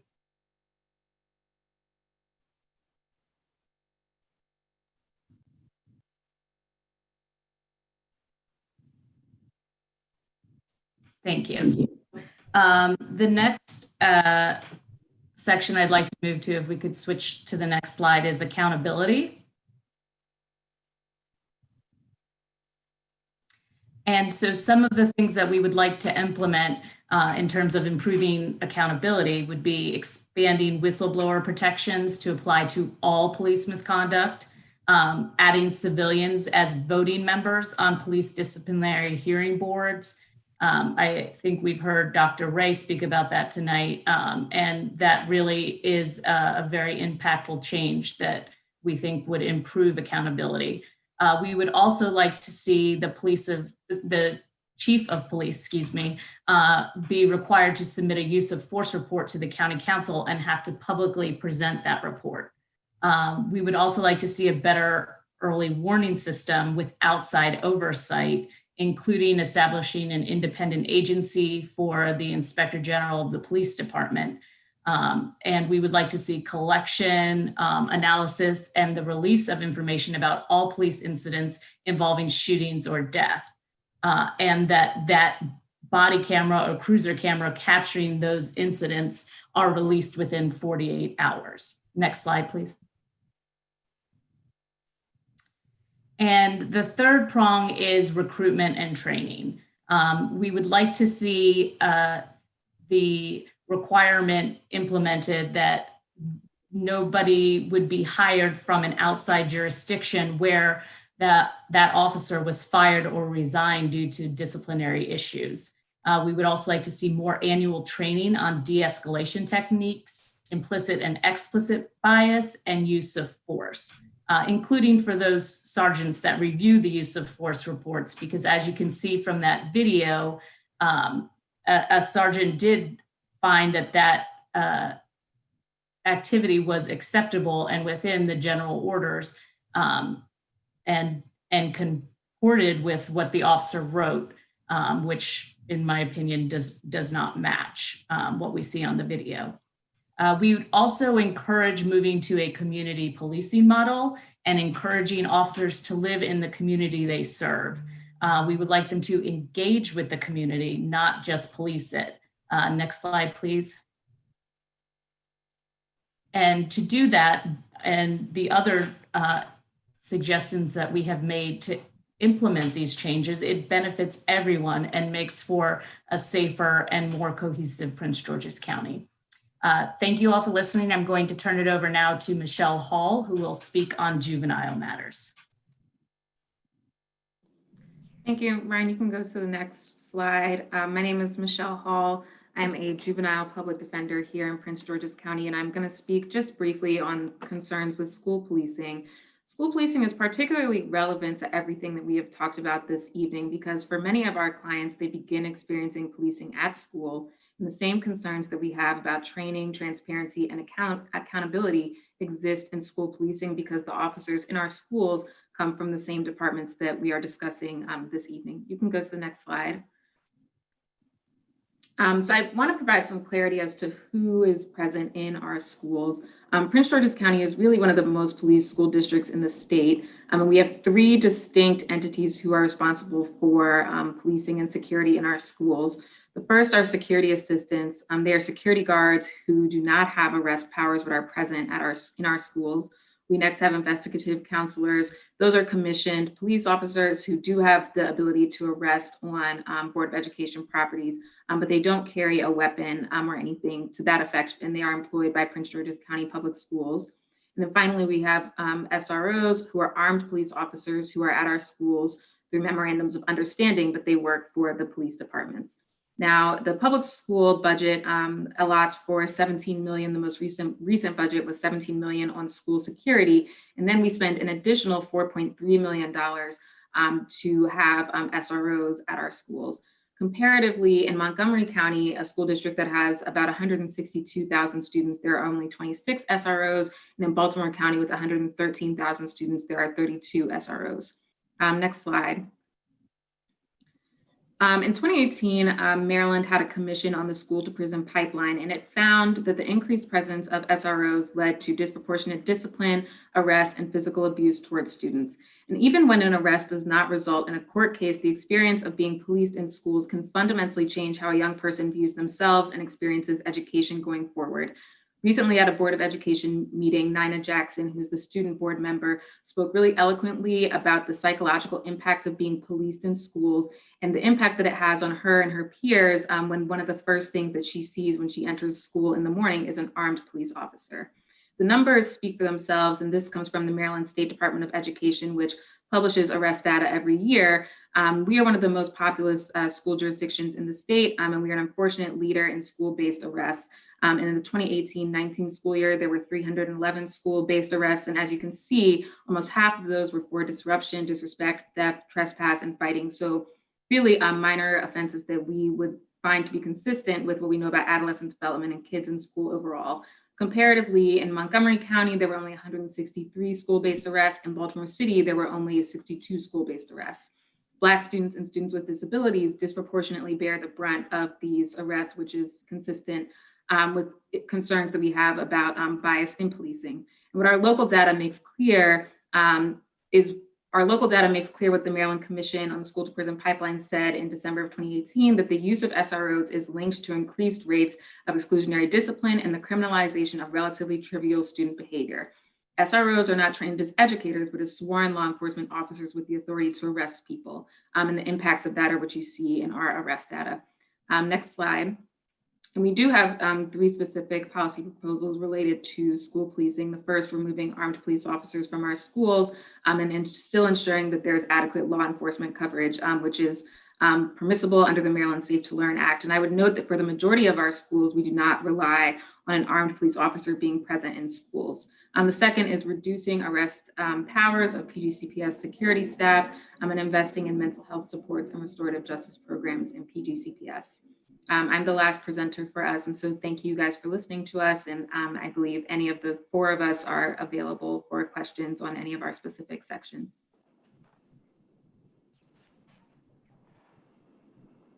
All right, thank you very much. Is that the final presentation? Can we unshare it there? Perfect, okay. Let me just say that, I appreciate the presentation today. I thought it was thorough, useful. There was a lot of great information in there. And alarming and heartbroken, honestly, to see that video, especially as a young Black man that grew up in this county. That was horrific. I can only see my 3 brothers who would have been victimized just like that, and who have come in the hands of the criminal justice system. And I can't say how emotional I am right now just seeing that, and it's heartbreaking, man. That's disgusting. I can just say that. Let's go to questions here. Mr. Ivy, who has his hand up. Can you hear me? Okay. Yes, we can hear you. You Okay. might have to get a little closer, Mr. Ivy. Closer? All right. I wanted to ask about I guess it's the lack of production of documents. I want to be clear. Is it the state's attorney's not, the police department's not generating the documents? The police department's not giving documents that have been drafted to the state's attorney, or the state's attorney's not turning them over to the defense? Oh, I'm sorry. I don't know if Ms. Ryder's on, but I can take a shot at that and let Ms. Ryder answer as well if she'd like, or anyone else. We systemically see in district court, most particularly, you will only get 1 page you'll get the statement of probable cause. That will be 1 officer will have written that. Any other officer, no discovery will have been provided. And we don't think anything is actually generated by the police. We don't think they're documenting. So we actually don't think there is a policy that everybody who arrives on the scene has to document. If they do, I don't believe that's being turned over. I don't think the policy is that everyone who goes to the scene is documenting. And that is our historical experience. That's not recent. That's been going on for quite some time. That's the district court. Circuit court, which Ms. Ryder was specifically referencing, she was talking about a case where she had a murder client, and you can speak to this, Ms. Ryder. I think his name was in 1 location on 500 pages. The state turned over 500 pages, but the client's name was in 1 location in a murder case. So something's not being created is what we're saying tonight. There are times when we're not getting discovery, that we litigate in court, and that's not tonight's discussion. I think tonight's point is it's not being created, and if it's being created, we're not getting it. And the other thing I'm sorry. I'm sorry. What I would say with that as well, I even had a trial in front of Judge Lamasny before, where I was able to ask each officer as he got on the stand, did you write a report? And the answer was repeatedly no, no, no, as each officer came up and took the stand. And that's not something that happens just in an armed robbery trial. It's something that I'm seeing even in homicide trials, where I used to work in another jurisdiction. Every single officer who participated in the investigation, every single officer who participated in any manner at all would write a report. In Prince George's County, when I transferred to Prince George's County, I was absolutely shocked not to see police reports. And sometimes we do get some cryptic notes from the officers, but it'll have a name that'll be written on a page, and there's no context. It's just a name, and that name doesn't mean anything to me, and I don't know how to locate that name.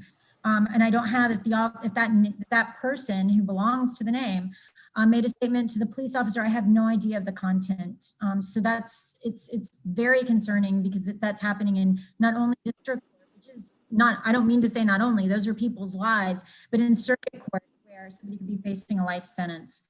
In my client, in the case where I didn't see his name, he was 17 years old and charged with murder.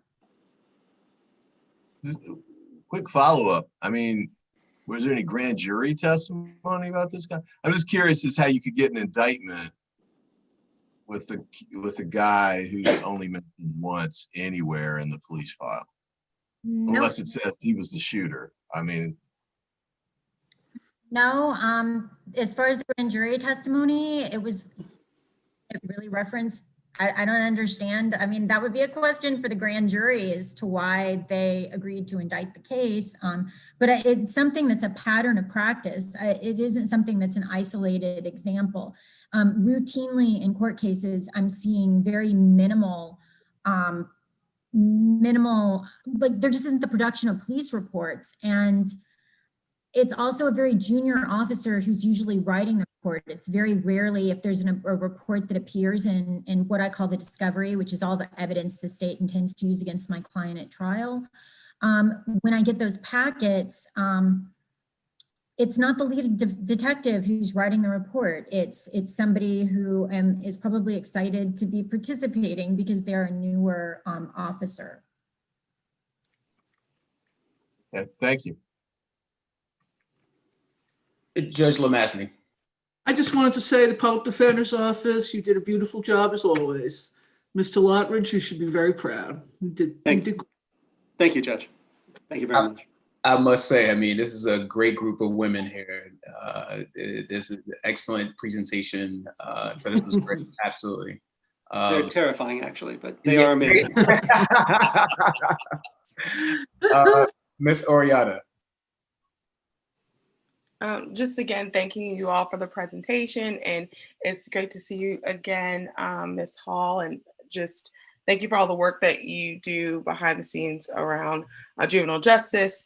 And one of the recommendations that you mentioned around removing SROs, and we've been having this conversation also about the arresting power for, I think they're called investigative counselors, just for clarity for that. With the recommendation to remove all arresting power, and who gives the arresting power to those entities, because I'm not sure how that actually works. Sorry.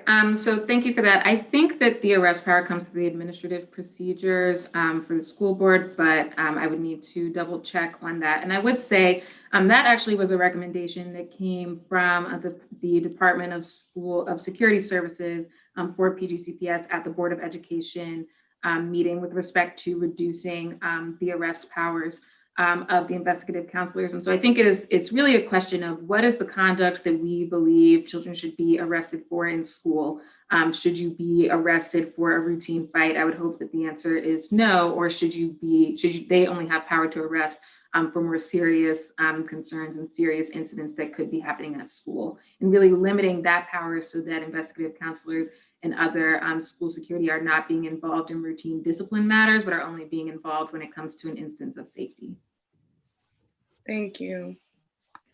Yeah, I think that's a great suggestion about the school discipline, about school resource officers being involved in school discipline. Chris. There we go. Thank you, Pastor Robinson. I think that's a great suggestion. I've had legislation in Annapolis around that very actual topic to prevent SROs from being involved in school discipline matters, routine school discipline matters, and mostly it's the administration that sends them that way, unfortunately. And we need to talk to administrators who oversee that. Let me go to Ms. Morning with one of our last questions. Okay, thank you so much. And thank you also to the Public Defender's Office for that great presentation. And I heard the mention of the grand jury. I served on the grand jury for 6 months. And I think that the problem is the grand jury is not instructed clearly on, when they should, whether they should indict or not indict. Because when I served on it, a couple of times I stopped the indiction because I said we need to see pictures of what you have. And all the other bodies of the grand jury said, oh, we got pictures? I was like, there should be pictures of every case that's presented to us. There should be evidence presented to us more clearly. So I think that one of the problems we have is the grand jury is not instructed as to what their job is. Some of them just sit there and each one of them just go indict, indict, indict. So, it's like they really should be told the crucial decision that they are making and how it affects the person that they are making that decision on. So, I think we need to educate the grand jury. I'm not sure there's a question there other than I'll say this. If I can put you back on the grand jury right now, I would. Because I utterly agree with you. Thank you.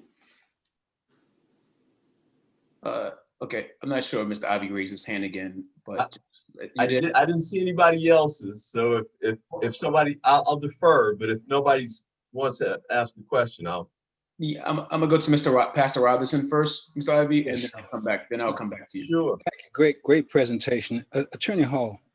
I'm reminded of your advocacy of taking school resource officers out of school. I'm reminded of 2 chapters of scripture. There's one that says that the days are coming when the paps that have never given suck in a womb, that has never bore a child, will be called blessed. A woman that has never had a child will be called blessed. And the other scripture says, the rod and reproof give wisdom, but a child left to himself will bring his mother to shame. My question for you is, if you take the resource officers out of school, what would be your solution? What would be your replacement? We're talking about drugs in school. We're talking about intimidation. We're talking about teachers being beat up. We got all these problems that are going on. It's getting real toxic. Something has to happen. I'm more solution minded. I'm looking for solutions. So what would be your replacement in taking the school resource officers? Sure. So thank you for that question. So I think the first thing that's important to keep in mind is that the majority of our schools in this county do not have an armed police officer stationed at their school, right? So we have, and I think this is on the last slide, and I would also direct you all to the Maryland Commission on School Safety, which publishes SRO data from across the state. So we have about 210 public schools in our county, but only 33 school resource officers. And so, just from that basic math, we have the majority of schools that do not have an armed police officer in their school in order to maintain safety and security at their schools. And so I think we're actually a lot closer to having armed police officer free schools than we believe. And I think that's an important thing to keep in mind when we're talking about removing and ending the presence of armed police officers in our schools. Because second of all, the Maryland Safe to Learn Act does have a provision for adequate law enforcement coverage. And so saying, there needs to be a plan so that we have sufficient police presence if there is an emergency such that police need to respond to our schools. And again, that's what we rely on for the vast majority of schools. But I also think that it goes back to a question of what else do we have in place? We need to invest in restorative justice practices. We need to invest in mental health supports. We need to invest in better community supports. For a lot of my clients, I think that there are other concerns, there are issues happening at home that bleed over into how they experience school. And so maybe they are frustrated and maybe they get upset with a particular teacher because they don't have X, Y, and Z supports at home, right? And so we need better supports for our students in that respect. We also need better understanding of how we are meeting students with disabilities. I unfortunately have, and I think our office as a whole represents a lot of young people who have special education services in place that have disabilities where they are being arrested based on conduct and actions that are part of those disabilities. And so I think there needs to be, if we don't have people and staff in our schools who are necessarily ready and willing to engage with those students in a way that isn't combative, isn't aggressive, then that is automatically escalating those situations. And when we arrest students for that, we're actually criminalizing children for a disability that they have. And so I think it needs to be a combination of things, a combination of investing in better services and supports for our students, better training for our security that are in schools, and for teachers and administrators of what they can do besides calling the SRO, because I think what a lot of the data shows is really the thing that leads to increased arrest is the presence of police in schools, because that is what we are thinking is the automatic next step that we need to take. And we actually need to imagine something different for our students that doesn't rely on policing. I went to a school that did not have security or police, and that was a fine situation. And I think another thing we need to keep in mind is this has not been the status quo for as long as we imagine. We have had schools without police for quite a long time, and I do think that we are close to getting back to that as well. Thank you. I appreciate that. Thank you. Mr. Ivy. Okay, so the police stop, the traffic stop issue, is it Ms. Leno? Am I pronouncing that correct? Okay, Yes, you pronounced it correctly. Okay, so here's the thing. So I think they're pretextual most of the time. And so I'm trying to figure out how to draw a line to stop it. You can't just ban traffic stops, right? So that doesn't work. But I need a line in there somewhere, because what's happening is, as you all know, they do the traffic stop, and there's some folks, they want to go in the car. They stop them because they want to go in the car, or they stop them and decide after they look at them, they want to go in the car. And that's when you get all this other stuff that leads to the videotape and the like that we saw a minute ago, or worse. But I can't figure out where to draw the line. The Court of Appeals said, smelling marijuana is not enough anymore. I think something like that. But how can we do that? Give me an idea. Actually, the whole panel, you too, Keith. Is there a way to draw that line where we can say, okay, traffic stops, we can't get rid of them because you need traffic, guys driving 80 miles an hour, okay, but how do we draw the line? So yeah, you can do the traffic stop, but it's really got to be a traffic stop. So I think there's one way that comes to mind specifically, which is that in the video that you saw, the interaction wasn't with the driver. So it was with the passenger. And so where you draw the line is that if the officer has a concern or a question, officers can be trained to dialogue. What you see in the video is that where the officer intended to go based upon the person looking back, there was no communication between the officer and the passenger. It was an immediate walk over, he pulls the door open, a word of get out, and then what ensues from there. And so part of that is the training of the officers of how to interact and how to properly speak with anybody involved in the traffic stop, and not immediately go to violence. I think the second thing is that I won't date myself, but where You're safe with me. I'm sorry? You're safe with me. Okay. In my 40 years, I've never been stopped for a headlight being out. And so there are certain parts of the traffic code and certain types of traffic stops in which where we're overwhelmingly seeing that cars being stopped for not having the proper illumination of a tag light, or a car being stopped for having too many, although the law says differently, the air fresheners hanging in the front, tinted windows. There are things that are in the traffic code, which may go beyond this session, that are in the traffic code that allow for traffic stops and make it the pretextual stop permissible, that don't really serve any effective purpose of safety or policing. They end up with the interactions that we see, and the officers are using them for the interactions that we see that we don't, the negative interactions we don't want to happen. I'm sorry. Go ahead, Mr. Lutridge. I was going to say, a part of the video you didn't see, we didn't play the full 15 minutes prior to the interaction. The car is pulled over. He's a passenger. The officers articulate there's a problem. They wait for their secondary backup. The articulation is that he's nervous, he's moving, he's doing this or that. They don't see contraband. There's no reason. If you go back to, I mean, not to get too technical, it's a second stop. They hold him for a certain period of time. So if you want to, in this particular case, if you want to draw a line, we could draw the line that's a second stop because of the duration. The purpose of the pretextual stop has ended. They got our information, they continue to hold him, they wait for backup. But what I think you're really getting to is how do we maintain safety, allowing for traffic stops, but kind of start getting rid of some of these pretextual problematic stops that are either race or other nefarious whatever based. That's not as easy. I think that when we talk about we want to start wanting documentations, if there's an interaction with a human being that is not a quick traffic stop, I think there should be documentation. I think any stop where someone's pulled out of a car, I think there should be documentation where they have to show the extreme cause for why they took that action to deny liberty to this individual at this time. And I think that's not something I necessarily think we can get to here today, but I think that's where we need to start going to get away from the abuse of the pretextual stop. I have the feeling the judge is saying it's 7 o'clock, but. I am. I'm going to say thank you very much to the public defenders. Ms. Morning, do you have one quick question?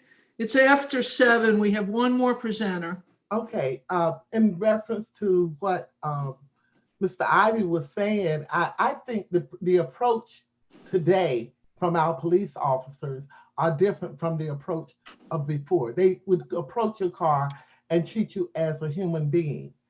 And this is what they need to go back to, and not just treating us like we're a scum of the earth because of our, race. I've been stopped, okay? And they said I was driving too slow. 55 miles per hour was the speed limit. I was driving 50 because of the deer, 2 o'clock in the morning. So it's the approach that they have to us that now causes a problem. So, I just feel that their attitude has to change. Thank you very much. And once again, thank you to the public defenders. Your office is very proud of you. You did a great presentation. Delegate Washington had to leave the meeting. He is getting an award from the Maryland State Education Association. So he went to accept that. As I indicated, at 7:06, we have one more speaker, and that is Amber Widgery. Ma'am, are you here? Did I say your name correctly? You nailed it. Good job. Very good. Thank you very much for being here. She's from the National Conference of State Legislatures, and we're really looking forward to your presentation, ma'am. So go ahead. Thank you so much, Your Honor, for inviting NCSL to participate tonight. I'm also going to take this opportunity to introduce my colleague, Zach Herman, who's going to lead off the presentation, but I'll also be available for questions as well as Zach moves through the materials that we have for you this evening. Great. Thank you. Welcome to as well. Thank you. Thank you, Your Honor. Thank you, Amber. I have some slides that I'm hoping to share covering recent legislation that's been enacted across all 50 states related to policing. Go ahead and share. Thank you. So again, my name is Zach Herman, and I'm a policy associate with NCSL, and I'll be presenting on some recent legislation that we've seen as of October 5th. So first off, NCSL, or the National Conference of State Legislatures, is a membership organization for state legislative bodies. So we serve all 50 state legislative bodies, and including DC. We provide research and technical assistance for legislators and their staff. We're nonpartisan and bipartisan, meaning that we work with both parties, and our research doesn't take any particular policy position. We also don't write any model legislation or do really any sort of legislative drafting. So looking at today's trends covered in legislation that have been enacted since the Minnesota events in May, the first thing I want to highlight for you today is NCSL's new policing legislation database. We launched the database in June, and it contains policing legislation that has been introduced, substantially amended, or pre-filed in state legislatures across the nation since May. The status of bills in the database is updated daily, and new legislation is added to the database as it is identified by staff, which is at least weekly at this point. You can search the database by keyword, state, author, bill number, bill status, or by topic. Most of those capabilities are self-explanatory, but I wanted to highlight the topics for you, the topics that you can use to sort the legislation. These topics include executive orders, other issues, which is a broad category including unions and collective bargaining, some sort of certification and decertification things. We also have oversight and data, policing alternatives and collaboration, technology, training, standards and certification, and use of force. NCSL staff filter the legislation through these topics manually. You'll find definitions of each of these topics under the database module on the webpage, and they'll give you a better idea of what kind of bills they will include. The data you see on the screen was generated on the 5th, so it's about a week old, from the NCSL policing legislation database, and provides a broad picture as to the number of states that have addressed policing in a relatively short amount of time. As of October 5th, 34 states and Washington, D.C. have introduced 631 bills. 57 of those introduced bills have been enacted. 18 are awaiting executive action and are currently in concurrence, and 367 measures are still pending. The 57 new enactments I mentioned in the previous slide represent the actions of 22 states in the District of Columbia. On the slide, you see a listing of the topics that have been addressed by significant enactments in these states. I will go into a little bit more detail about which states have taken action in each of these categories on the next few slides. I've also sent the chair this morning a reference document with brief summaries and bill numbers of these enactments that I'm about to cover. 6 states have enacted legislation that would require data tracking for various aspects of policing, police community interactions. There have been a number of approaches to gathering and using data. To give a few examples, Colorado law requires the creation of a public database to share data on use of force topics. New York passed 2 laws, one requiring reporting within an enforcement agency, and the second requiring reporting to the legislature and the governor. The Vermont law conditions state grant funding on compliance with previous existing reporting requirements, and the Minnesota law requires that departments report use of force data to the FBI and the State Bureau of Criminal Apprehension. Related, 7 states have also created study committees or other state oversight bodies to review existing data and information and make recommendations on policy going forward. There's also been a focus on use of force. This has included changing statutory standards for physical force and deadly force, restricting the use of specific kinds of force, including chokeholds and less lethal means of force like chemical weapons or projectiles. 12 states have enacted laws addressing use of force.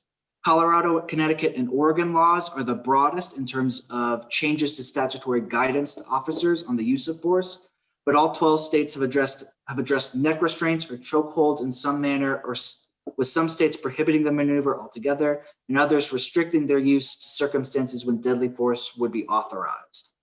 The Minnesota law also restricted restraints that involved restricting an individual's arms and legs behind their back, and restraints that would result in transporting an individual face down in a vehicle. The Oregon and Colorado laws also address lethal force, including projectiles, chemical agents, and long-range acoustic missiles for the purposes of crowd control. And the California law creates a state division within the Department of Justice to review the use of force policies and make recommendations upon request by local departments. States have also addressed the use of force by creating affirmative statutory duties to intervene in excessive force situations and to report incidents of excessive force. Some of these provisions also specifically prohibit retaliation or discipline for officers who intervene in or report in such incidences. At least 3 states, Colorado, New York, and Nevada, have also created a duty to provide medical assistance or aid to individuals in officer custody. Some of these provisions have also addressed officer liability when they fail to intervene, or otherwise violate an individual's civil rights, with both Colorado and Connecticut addressing civil actions and prohibiting the use of qualified immunity as a defense. Finally, on use of force, states have continued working to create more transparent investigations of use of force and expand independent prosecution. California, Connecticut, Iowa, Minnesota, and New York recently authorized state officials to investigate or to prosecute officer-involved offenses. California requires officer-involved shootings that result in the death of an unarmed victim to be reviewed by a state prosecutor. Any report produced by the state prosecutor is required to be publicly released. Connecticut created and appropriated funds to support an office of the Inspector General to investigate all instances of deadly force. In Iowa, the Attorney General may take action even if the intervention is not requested by local officials. Minnesota required the creation of an independent use of force investigations unit within the Bureau of Criminal Apprehensions. And New York created the Office of Special Investigation with the Department of Law to investigate and prosecute any alleged criminal offenses committed by a peace officer. Nevada didn't create or empower a state agency, but instead modified existing regulations that controlled internal investigations. Moving on, states have also provided strong guidance for required training, both annual training and training required for the initial officer certification. Colorado required officer training on the new use of force provisions. Connecticut required training on implicit bias and crowd control.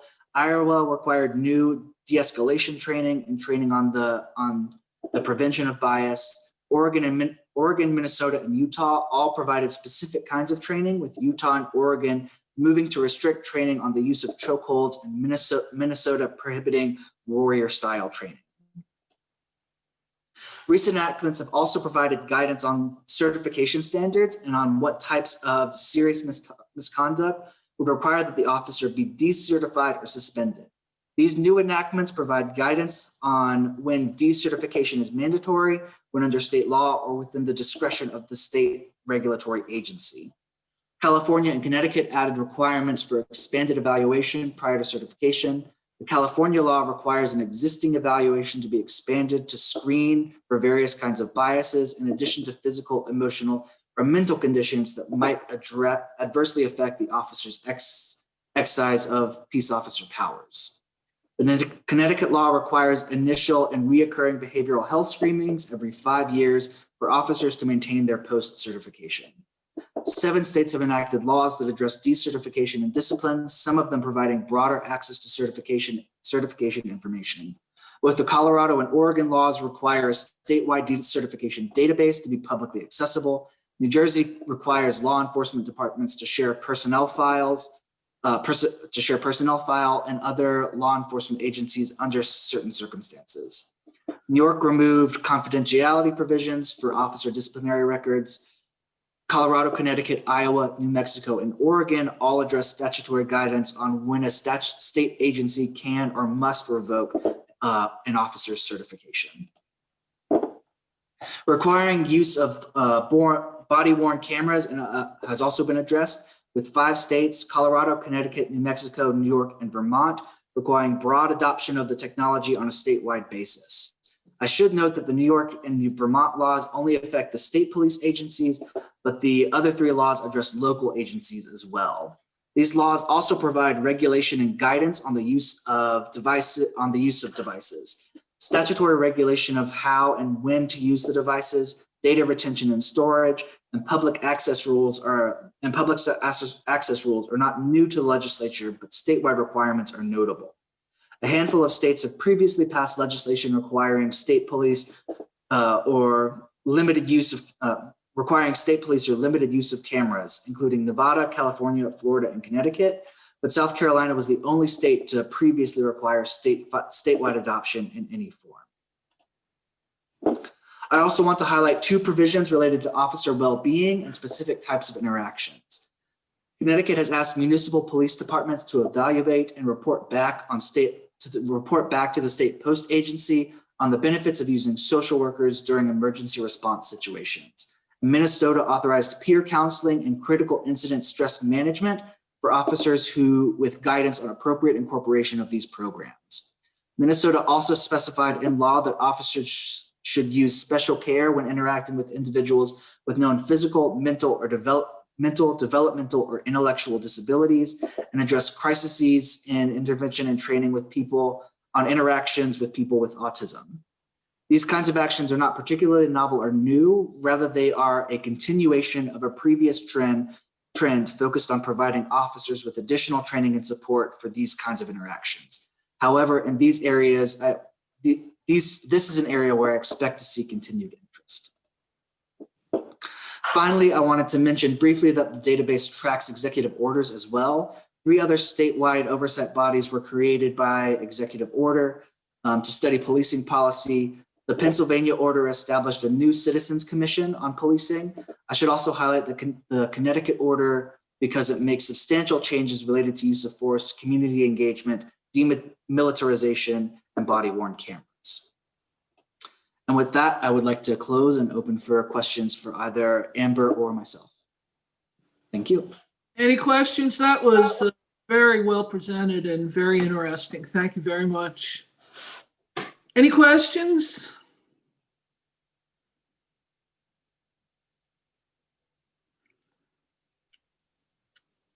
Doesn't look like anybody has any questions.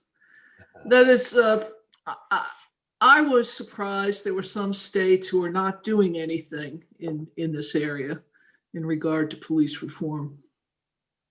Some of that too is a function of 2020 being an interesting year, if I may, Your Honor. It's actually, most legislatures would have met earlier in the year, and many of their sessions were delayed related to COVID-19, and many states came back into special session related to COVID-19. And so normally the vast majority of state legislatures would not have been in session after the events in May and sort of the series of events in the country at that time. And so the number of states that have taken action are somewhat notable. The enactment in Iowa took place in 2 days before the close of the session.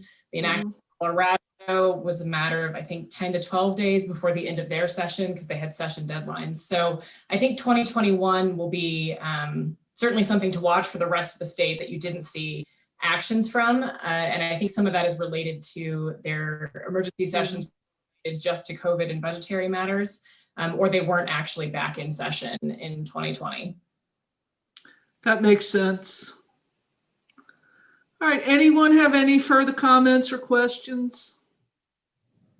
Well, then thank you very, very much. A great presentation.